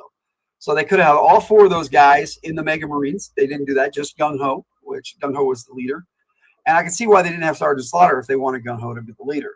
Because Sergeant Slaughter would take over that role, and they wanted Gung Ho to be the leader, which was cool. And Sergeant Slaughter was kind of leaving the vintage line at that time, and now he's back with GI Joe and Hasbro, and it is what it is. I really liked Gung Ho from the very first miniseries. He was like, I have fond memories of GI Joe and Gung Ho in particular. I didn't really care for Leatherneck as a Marine when he came out, but I have a better appreciation for him now that I've written a storyline for him in my movie. But Sergeant Slaughter, he was always cool. I liked him, but I didn't love him at first the way I liked Gung Ho. But that's just how it is. But we're talking Jinx, and for me, she's part of my GI Joe Alpha team. She's on Alpha 1. And Lady J is the leader, the captain and leader of that team. Scarlet's on there, and CoverGirl, all the G.I. Joe ladies in Roadblock, and Mainframe. Believe it or not, I don't know. That's who I picked out for that team. I thought it was pretty cool. They don't really have a Ninja Force in my headcanon much anymore. The storyline I'm writing is kind of wrapping up a lot of stuff that Larry Hama did, because I started from a certain point in Larry Hama's verse, and I continued my storyline from there. Now, you know, it's up to you where you place Jinx in your head canon. But for me, Sergeant is just a rank that they gave her. That's her pay grade. I mean, at this point, she's probably at least an E7 or an E8. She's been on the team for more than a decade. Even in my head canon, it's probably about 2 decades. So 20 years in, she's probably a master sergeant. But you know, G.I. Joe really doesn't care about ranks like that. In a lot of ways, once you're a Joe, you're a Joe, and whoever is specialized in a certain thing will generally lead that team, regardless of rank sometimes. But yeah, they have their G.I. Joe leaders. You know, you have Hawk, Duke Flint, Beachhead, Sergeant Slaughter. But the way I see all that, Jinx she's not one of those. She's not a leader type. She falls in on her Alpha 1 squad as just one of the squad members, right along with CoverGirl and Scarlet in that. But if Lady J got to put together her own team, that's who I'd have her pick, because she worked with Mainframe a lot. She uses computers and covered ops. That's what she does. Jinx is intelligence, covered ops, ninja. Scarlet, same, intelligence, covered ops. They all kind of group in there. Now, CoverGirl, to me, is Lady J's best friend, so that's why she's on that team. Plus, she's their driver, and Roadblock's their platoon sergeant. Who doesn't want Roadblock on their team? If you got to pick your team and you didn't pick Roadblock, wouldn't you feel bad when you lost the football game? Now, Roadblock is just a cool chill, but when I was putting that team together, I was like, who would Lady J pick to be on her team? And those are her squad mates. Now, they have other teammates, but I haven't selected them out and fully filled out that roster just yet. I may have, but I don't know. I'd have to go back and look at my list. But as far as I'm concerned, Jinx is Alpha 1. She's the premier. She's on the premier strike team for G.I. Joe, and or my military action group is what I like to call it now. Now that kind of takes us to where we're at right now with Jinx. She's my favorite female character. If I have a very big appreciation for her, as you'll see when I play her movie part tonight, Act 1, Scene 1 of G.I. Joe Lady Blood Right. There is a preamble. Like I said, check that out on the previous episode on Joe Takes 60 for Vypra. And also on G.I. Joe Overwatch #1 and the 1,000 subscriber celebration on From the Hill. But I'm not going to have it anywhere else until I put it all together in one movie, which will premiere on From the Hill. And then back here, I'll have it on G.I. Joe Gamer channel at some point, because all my G.I. Joe stuff ends up here. So that being said, I have played the file card. And so that's going to take us to my little movie here. I do have a music video for this song that plays at the end and the beginning. I have music videos for that. However, they're in the movie part, so I'm not going to play them again. If you want to see them, they are up on the G.I. Joe Gamer channel and on From the Hill. So please check those out. And I'll play this the movie part, and then we'll come back, talk a little bit, and then I'll sign off for the night.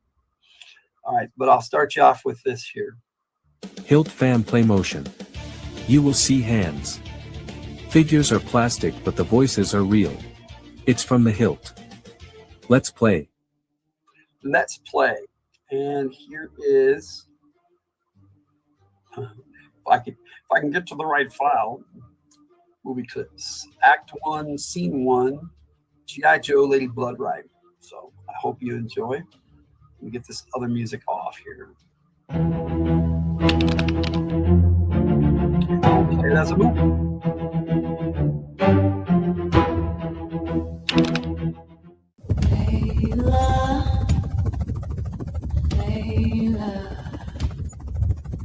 From silk and steel.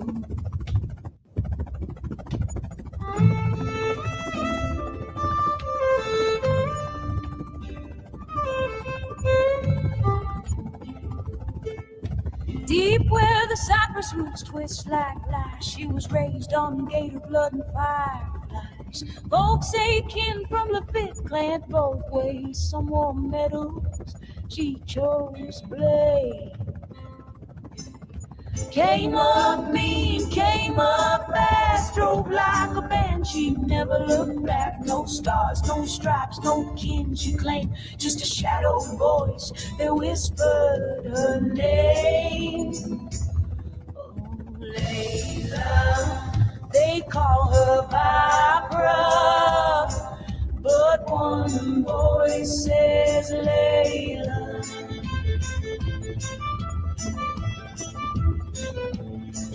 Silk on her hips, steel in her stride. Cobra's own ghost with a crimson night guide. No oaths to break, no truth to kneel. She's the bite in the dark, swamp, silk and steel.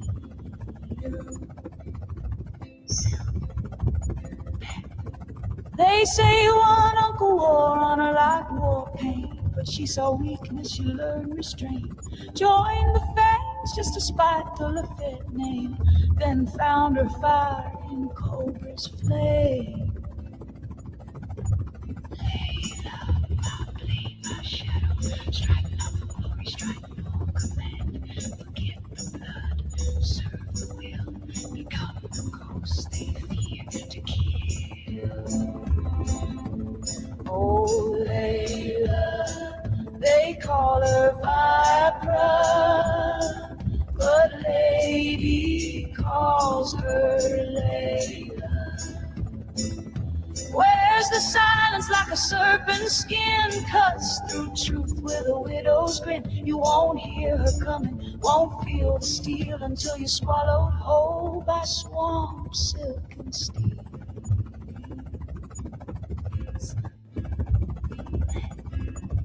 Layla, Vypra, swamp, silk and steel.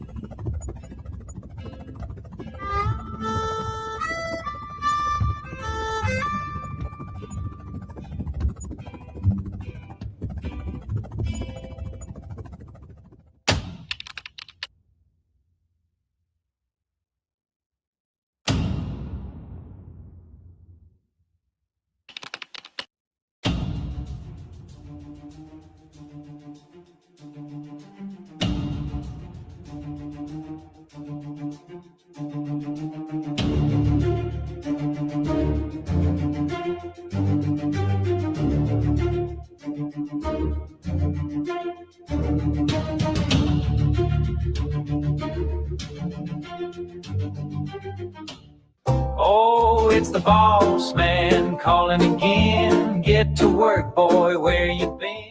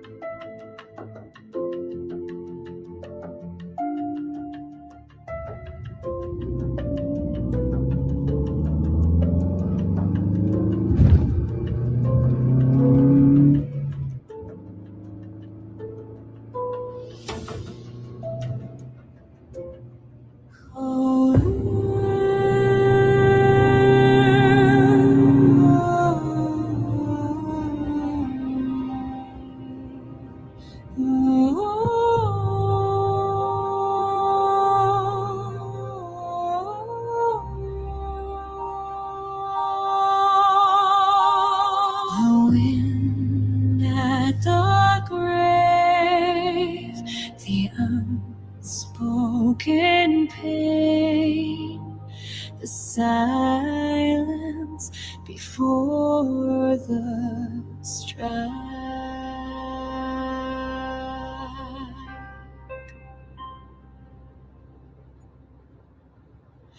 I walk through shadows, names carved in stone, echoes of brothers who lie under stone, a whisper of duty, a breath held in pain, their ghost in the silence, calling my name. I am the eye that sees through lies, the iron hand beneath the sky, the heart that waits, the will that bends, but never breaks and never ends. They took my ninja brethren, leaving nothing but my wrath, the blood and bone of the ninja's path.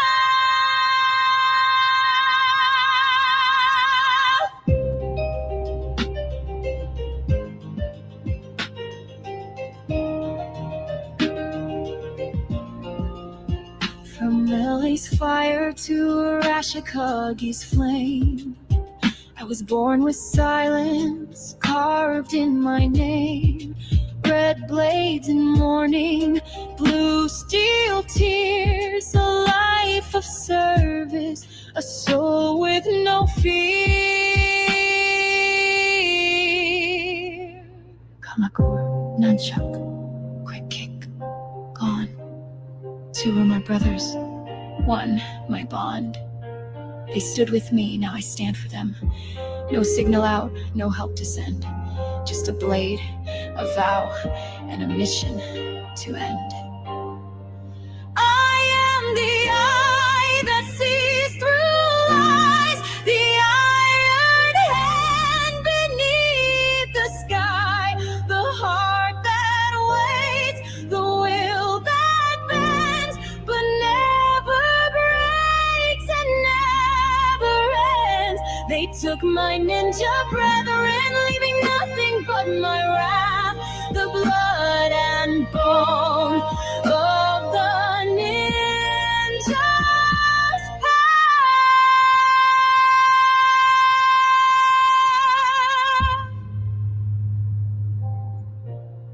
7 silent forms and 9 signs, I keep them near. The keenest eye is that which looks inward clear. The fight never ends, and I am ready. I am Kimi, the 10th letter, future of the Arashikage. Not Storm Shadow, not Snake Eyes, just a Jinx.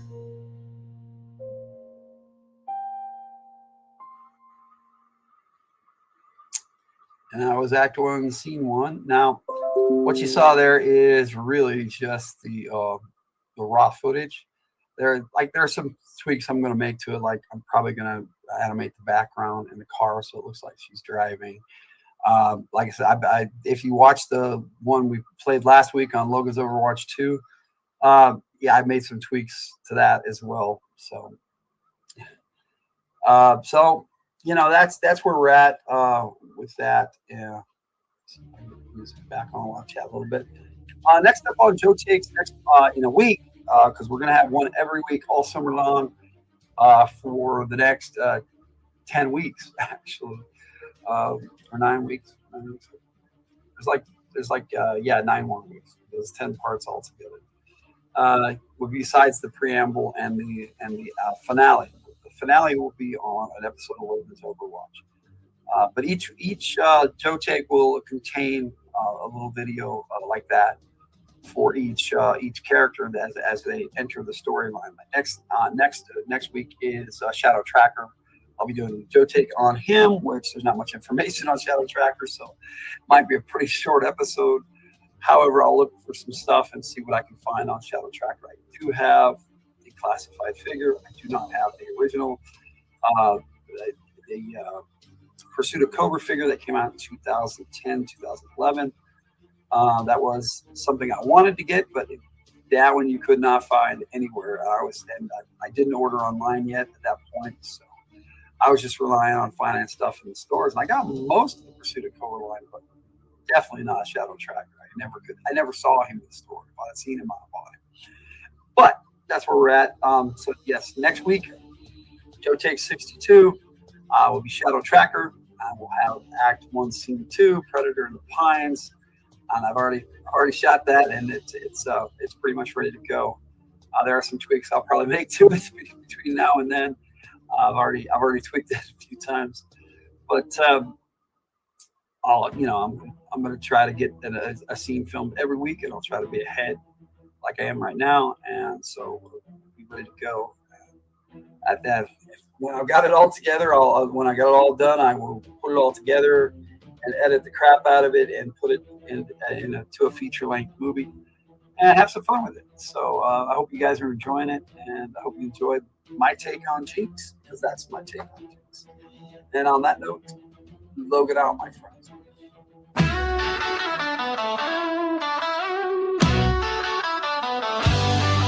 Logan's room full of Joe Take dreams. Crimson Guard with eyes on the team. I'm gonna skip that part. Let me come back along with my camera here. How's it going? I'm back, Logan the Go Gamer. Now this part is live. Well, at least today. How you guys doing? It's good to see you, Per. Good to see you, Jess. Ronnie was in here for a bit. Thanks for dropping in, Ronnie. We had a few people pop in, Bud Files, and I'll probably forget somebody. I'll look back real quick. Shout everybody out, because it was like right after I went, and that's when people started. I started playing the video, and that's when everybody started showing up. All right, well, if I missed you, I missed you. I'm sorry. Let's get these comments back up here. I had them down when I was doing the movie. Let's see what we got going on here. We got this thing. I can do this for StreamYard while I'm here, because I like that little extra. A little bonus on when I pay for StreamYard. It's nice to have that little bit. Sometimes I get some. Hi, Per. Oh, we got it, Jake. Sorry, Jake said. Per said hi to whoever's to your right. Yeah, that would be Jake. I'm waiting for him to be done so I can play my video games. When you film that, Joe, bro, I'm gonna. It's coming up. I'm gonna try to get it done before summer, because I want to have that. If I can't have it out, I know I'm not gonna have it out by my birthday in April, but I wanted to. But I will try to have it out before I start my week-to-week Joe Takes. Hello to Jess. Yeah. You're saying hi to me. Yeah. I shouldn't even be a part of this. Why not? That's okay. No, Joe Takes. Those are your thing. I get it. But, you can say hi. As promised, here's a G.I. Joe 21. This is the one that Per gave me, actually, from the set. If I can do this right. This is from the set. with the 4 hardbound volumes of the entire run, G.I. Joe 1 through 155, plus other stuff like the special missions and the yearbooks. It's all in there too. But it also came with 3 comics. This was one of them. But like I said, I do have a couple comic book covers of Silent Interlude 2, issue 21. So I guess as promised, I showed that, and it does look cool, dude. You know what? I want to take it. I'm going to take it out of the plastic so you guys can check out and totally enjoy this badass foil cover. I mean, they went all out. I mean, it's magazine print inside, but this cardstock cover is really nice. And, it's from the Kickstarter exclusive. Very nice. I would never sell this per. Yes. Ooh, yes. I know, right? With Storm Shadow. Whereas the original cover had Snake Eyes on it. This foil cover has Storm Shadow, which is pretty badass. And I don't use tape because I don't like to get tape accidentally on my books. So I fold mine in really nice and neat, and it stays really good that way. I know a lot of people who fold it. Most people use that tape. Some people use blue tape. It's like, why? But I guess that's the way. But I don't keep my comics that way. I keep them in the bags and boards and then fold it in so I don't don't damage the book. You don't tape here for a few comics you got. Yeah, I've gone through my comics and taken all the tape off my bags and boards. And sometimes I'll slide a second book in the back, but not with this bad boy and the other 2, the yearbook and the special edition that came with that. Oh, right here it is. As a matter of fact, I'll show them off again. Why not? Why not? We're just doing a Joe Take Classic, so we can do stuff. I did a 3-part series on this on G.I. Joe Comic Takes, and the third one came out that featured the yearbook, came out today on From the Hilt. So you can check that out. It's a little less than 3 minutes. But yeah, that's the way I roll. And I do have I have a trade paperback with all 4 yearbooks in, but it's like I had to tape that in. That sucker's all taped up, and I hate that because now I can't pull it out. I'll have to cut the tape and everything to get it out, and I want to do that, but I need a bigger bag and board for it, and it's massive. So it's like it doesn't come out. It doesn't come out easy. No. Once you got it set up, but yeah, it came with these posters, and yeah, it's my 4-volume set is way the hell over there on top of my other bookcase. So won't be showing that off tonight, but we can look at some posters and show some cool stuff off that came with the Kickstarter. Because it was so cool, and thank you, Per, again and again. It's so cool, and I came with like 4 of these little posters that I have no idea what I'm going to do with because I don't want to damage them. If I ever get them in poster frames, that would be awesome. Yeah, Yo Joe, yes. So you got one with Duke, and well, I've told my opinion of Duke many times. I have a greater respect for him now than I did as a kid, but I wasn't a Duke fan ever. Of course, then you have Cobra Commander because you got to have Duke, you got to have Cobra Commander. Had a Joe poster, so you got to have a Cobra poster. So, and this one's badass. I love this thing. Nice letter from Per here too. Thank you, bro. But yeah, I want to show off all this stuff that I put in this white envelope where the comics came in, and all this other stuff came in there too. And this pin on my hat that I always wear, that came in there too.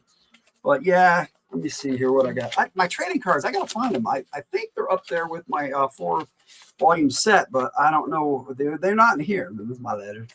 No, I get to read that. But it came with some sticker. This is like this is one of those patches that you sew on to your shirt. I'm probably not really.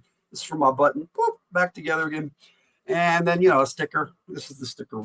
So, yeah, I've got these in here. And so I'll put this. I like to keep everything all nice in this white envelope, separate from the rest of my comics and stuff. I do have my G.I. Joe comics underneath my table back here.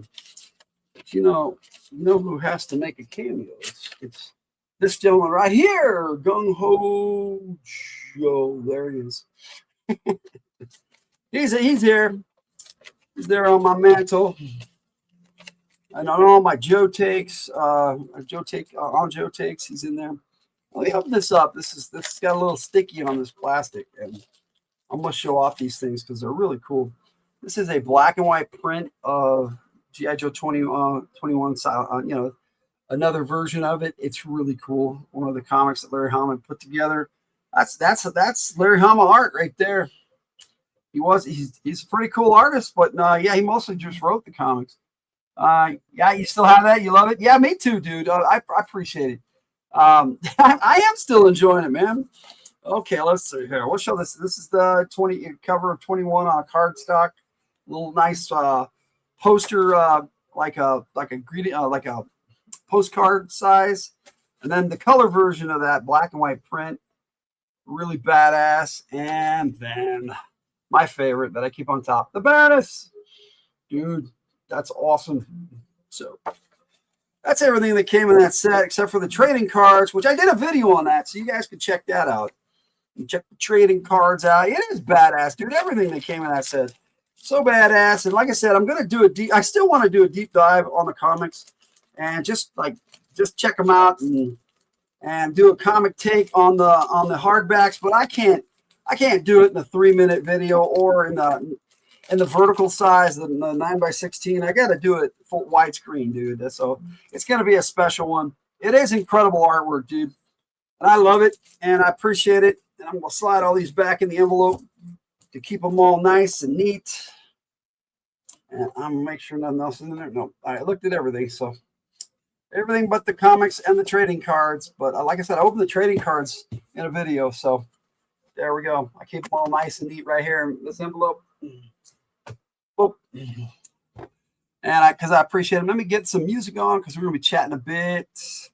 I really enjoyed putting those movie parts together, but it's a lot of work, and I gotta tell you, it takes a lot out of me. So it's not that I've been not wanting to do it, it's just I've had to have the energy. And so I do have all the figures I need for it out. Got my Dreadnoughts there, and then I've got all the figures from the first part that I gotta film already there, and I have the backgrounds all ready to go. I just have to actually sit down and film all that stuff. So it should be a lot of fun once I get to it, to finish up the G.I. Joe Lady Bloodright movie. And so who's Lady Bloodright? Is it Jinx? Is it Vypra? Is it the Baroness? It's all of them. And that's I love the script that I wrote, and I'm glad that Per is participating as Copperhead. He is in the preamble, and he will be in the finale. He's got a pretty big part. And Jess does the voices of Vypra. Yeah, if I can get my hair on my face. But I just cleaned up all nice today for you. But yeah, I need a haircut is what it is, and a trim. Oh, I'm getting a little shaggy. But yeah, Jess does Vypra and Zorana, and yeah, you know what? Just because I'm gonna bring up the Zorana clip. Oh, yeah, you know what? I haven't got more voices from Jess yet, so I won't do that. I won't play that. The only one I got is of her in the voices is the preamble so far. All the rest so far are just AI voice for Zorana, a placeholder, because Jess does that voice of Zorana so well. What's your take on G.I. Joe comics era after Hama? I don't know, dude. I haven't read any of the Skybound yet. I have a couple, but I haven't read them. I've read 301, 303, and 305. Like I was saying, I have those three, but I don't have the ones in between, which kind of sucks. And I missed 300, and now it's like pretty expensive. And I was getting the trade paperbacks for the IDW series, and now I'm gonna have to see if I can get them. But the 13th one in the series, where Snake Eyes, the one after Snake Eyes was killed, is so expensive. I don't know why, because that big part where Snake Eyes died originally, and he came back in issue 300. But we knew that was going to happen eventually. A clone of Snake Eyes is back. Let's see. I know I have a bunch of lines I still need to do. Like I said, Jess, I am going to be taking a big break from live streaming in the end of April and almost all of May. I'm not going to be doing anything in May until the very end. We'll be doing live play games, but I won't be doing any live streams until the end of May. The last week of May, we'll be coming back with the season premiere of Radio from the Hilt. But I still got 2 Radio from the Hilts before that coming up. Like tomorrow night, we're doing one, My Man Problems by the Tiger. Her full albums, her second one, volume 2 of hers. Her second one's coming out, and I've got a third one of hers already done that's coming out this summer because I was supposed to have hers done in January, but I was so much going on in life. You know, life comes first, and that's just how it is sometimes. Let me see. Let's look at my schedule, and I'll tell you guys what I got coming up. I don't know, Jake. Did you get your schedule? No, I'm not getting my schedule until I have my second orientation on the 1st. And the 1st, are you going to run on Sunday or no?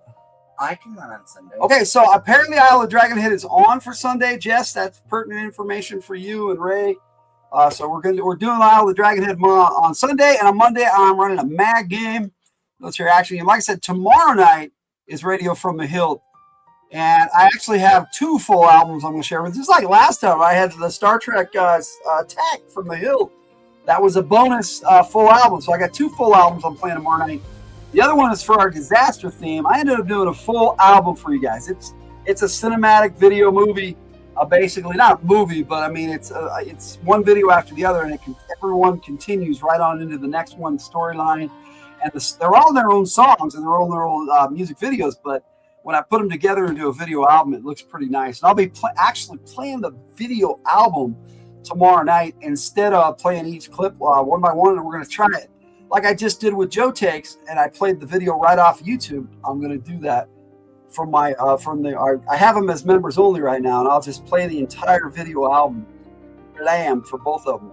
I'm going to be doing Space Rock from Brad and Grimm joint, and then at the end of the show, we're going to end the show with The Tiger Presents My Man Problems. So we're going to have some fun with that tomorrow night. And this coming Sunday, yes, Jess, is Isle of Dragonhead. It's on, and it's probably going to be the last one for a while. So hopefully Jake's got something going on, because that'll be the 28th session of Isle of the Dragonhead. I'm going to double check that on my calendar. Isle of the Dragonhead session 28. Yes. And Monday morning, I'll be doing Monday Madness. So I'm going to be playing Monday Madness, and then I'm going to be running on Monday night for Mag. And Per's going to be in that game. And Red Power Ranger Trans 27, the Tiger, and Lucas Beckwith. He's going to be in that one too. He's Override's character from Ravenspires is going over. He never was in Stormwings, but he's switching over to Stormwings, so it's going to be a lot of fun. Rouse, exactly, buddy. We're having some fun. Rars, yes, Rars. So yeah, we're gonna have a fun weekend of games, and got 2 radio shows. That's the end of March for us, you know. But then in April, we don't have a lot because, like I said, at the end of April we'll be taking a break. So we've got the radio show tomorrow night, but in March we have one on the 12th, and that's going to be our season finale. And let me see, is that the season finale? No, I'm sorry. We got Tiger My Man Problems, and I'm looking at March is the problem. So April is next month, and it's the 9th of April where we're doing our season finale of Radio from the Hilt. Yeah, that'll be Nasty Ray Ray's Monumentous full album for the season finale. So he's the second album. He had one earlier this season. You have a sweet little surprise to share with us during Mag come game Monday. Sweet. I love that. I love surprises sometimes. But yeah, next month we got three Fridays from the Hilt, starting on the 3rd. And then on the 10th and 17th, we're going to be watching Top Gun and talking about that in April. And then the week after that, we're talking Rush Hour. That's Tiger's pick. And then the day after my birthday, on April 17th, for our season finale of Fridays from our season 3 finale, we've got Fridays. Episode 122 is going to be a Thor triple feature. We're going to be watching Thor the Dark World, and Thor Ragnarok, one of my favorite Marvel movies. We're gonna have a good time for our season finale. Yeah, I think so. I think it's cool, dude. Let me see. And then I've got, like I said, I've got Monday Madness.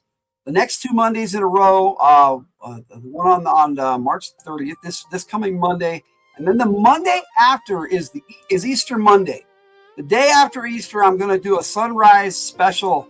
And I'm probably only going to stay on a couple hours. It's going to be at 7 a.m. Mountain time is when I'm starting, not like the normal 4 a.m. Mountain time, which I start the other one.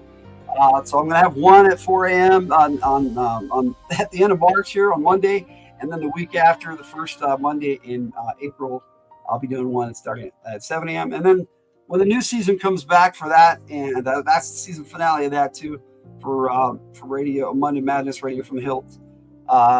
That'll be back in June for a 4-episode run, 4 Mondays in a row. So that's how I'm going to roll. I don't know what was on my hat. It was weird, but shiny. And shiny. As you can tell, I'm getting all my talking in because I didn't do any talking. I was just sitting there watching myself talk. What's up with that for a couple hours? But yeah, so we got a little bit of month coming up, and after that, the last live of April is the season finale of Fridays, and on that Wednesday before that, I'm doing the last Joe Takes Classics, and I got another Joe Takes Classics coming up next week. I'll be looking at Shadow Tracker and Quick Kick.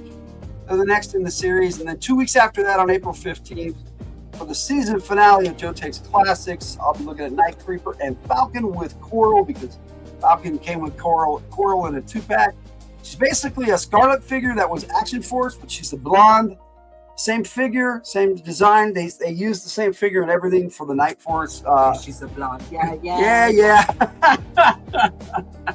So yeah, that's what we got coming up. Then we got games. We got live play games. Let me see. Like I said, military action game coming up on Monday. 2 Mondays after that, on the 13th, we got Dwarf Elf Session 3. That should be fun. And then the 19th, we got military action game Ravenspires 4.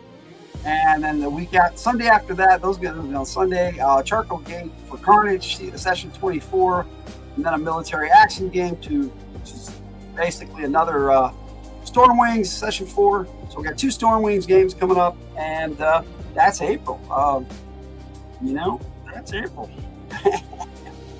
So yeah, and so April's what I like to call Action Month. We're gonna do some action movies. We're gonna be doing some songs and have a bunch of action songs and just having a good time. I will likely. You silly. You know what? You keep it up. I'm gonna play our Purple Perpendicular. That's tomorrow night. I'm saving it for tomorrow night. Jake and I sang something together. It's up on the channel for all to laugh at. I mean, enjoy. Most people listen to it and go, no. Not for fear of us being bad. It's just a truly ridiculous. Yeah, we had a lot of fun making it. We thought we'd share it. It's just silly. And then, I will also share the Nasty Ray Ray version, which is how it should sound. But we sang Purple Perpendicular together. Funny song. Logan insisted he wanted an actual version. You think you're dying, but don't care. I'll check Discord tomorrow. If I'm, hey Jess, don't die. Come on. Like you still gotta do voices. Against the rules. Yeah, it's against the rules. And you still gotta die. You're fired. You gotta play on Isle of Dragon Hit Sunday. You gotta do the voices in my movie. Come on, no dying, Jess. Please. We care about you. We don't die. You're fired. Sleep well, your Jessness. Yes, I agree. And no dying for you. You're not allowed. Exactly.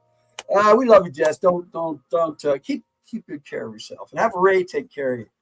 Yeah, you'll try not to. Who is going to run Greyhaven? There you go. You got Greyhaven. Well, I don't know when you're going to be doing that, but yeah, there's that too. So yes, when people watch this in the future, I will. You know what I'm going to do in the future? I'm just going to put this right up.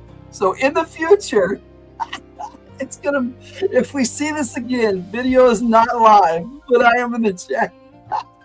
For the next Joe Takes Classic, it will already be there. Oh no. Yes, and in the future, now it's good now, but in the future, please ignore all scheduling.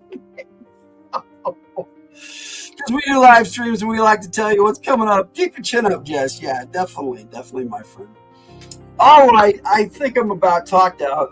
I've enjoyed sitting here watching these Joe Takes. It's nice to see him again and know that my perspective really hasn't changed on the characters. Vypra is awesome. I love that character a lot. And Jinx, star. They're both the stars, the Cobra star and the Joe star of GI Joe Lady Bloodright. And Baroness has a big part at the beginning and a big part at the end. And Tiger's voice as the Baroness is just so good. I mean, it's really good. Ray should donate some blood for you. I think I have to do a transfusion. Oh, I hope not, Jess. I really hope not. I hope you're doing okay. And I hope you get feeling better. And I hope to see you tomorrow night in the chat on Radio from the Hilt. Because we got a big one for you. We got lots of new music for you. So we're going to have a lot of fun.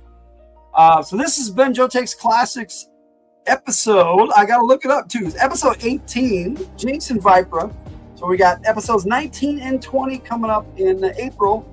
And that'll be our season finale on the 15th of April. I believe that's tax day. I don't care because I'm on Social Security. So there it is. Yes, April 15th. And so we've got in April, with including the radio from the one radio from the Hilt in April. We have one more in March, but in April we have one of those and one regular radio from the Hilt. 3 Fridays, so that's going to be 5. And then 2 Joe Takes. That's going to be 7 live streams. That's all we're doing, not including live play games because we're doing those too. But our live streams, that will be our season finales from those. A lot of them we've been doing Fridays from the Hilt for 3 years now. It's awesome, but we're going to need a break. And then throughout all of May, we will be off except for live play games because we're doing those all May. I'll have time for that, and if I have time, I will try to film some more GI Joe Lady Bloodright. But then we'll be back. Our season premieres will start on May 28th with Radio from the Hilt, episode 48, and that's going to be the full album we're going to share with you. And that one is the Fridays FTH Players cover tunes.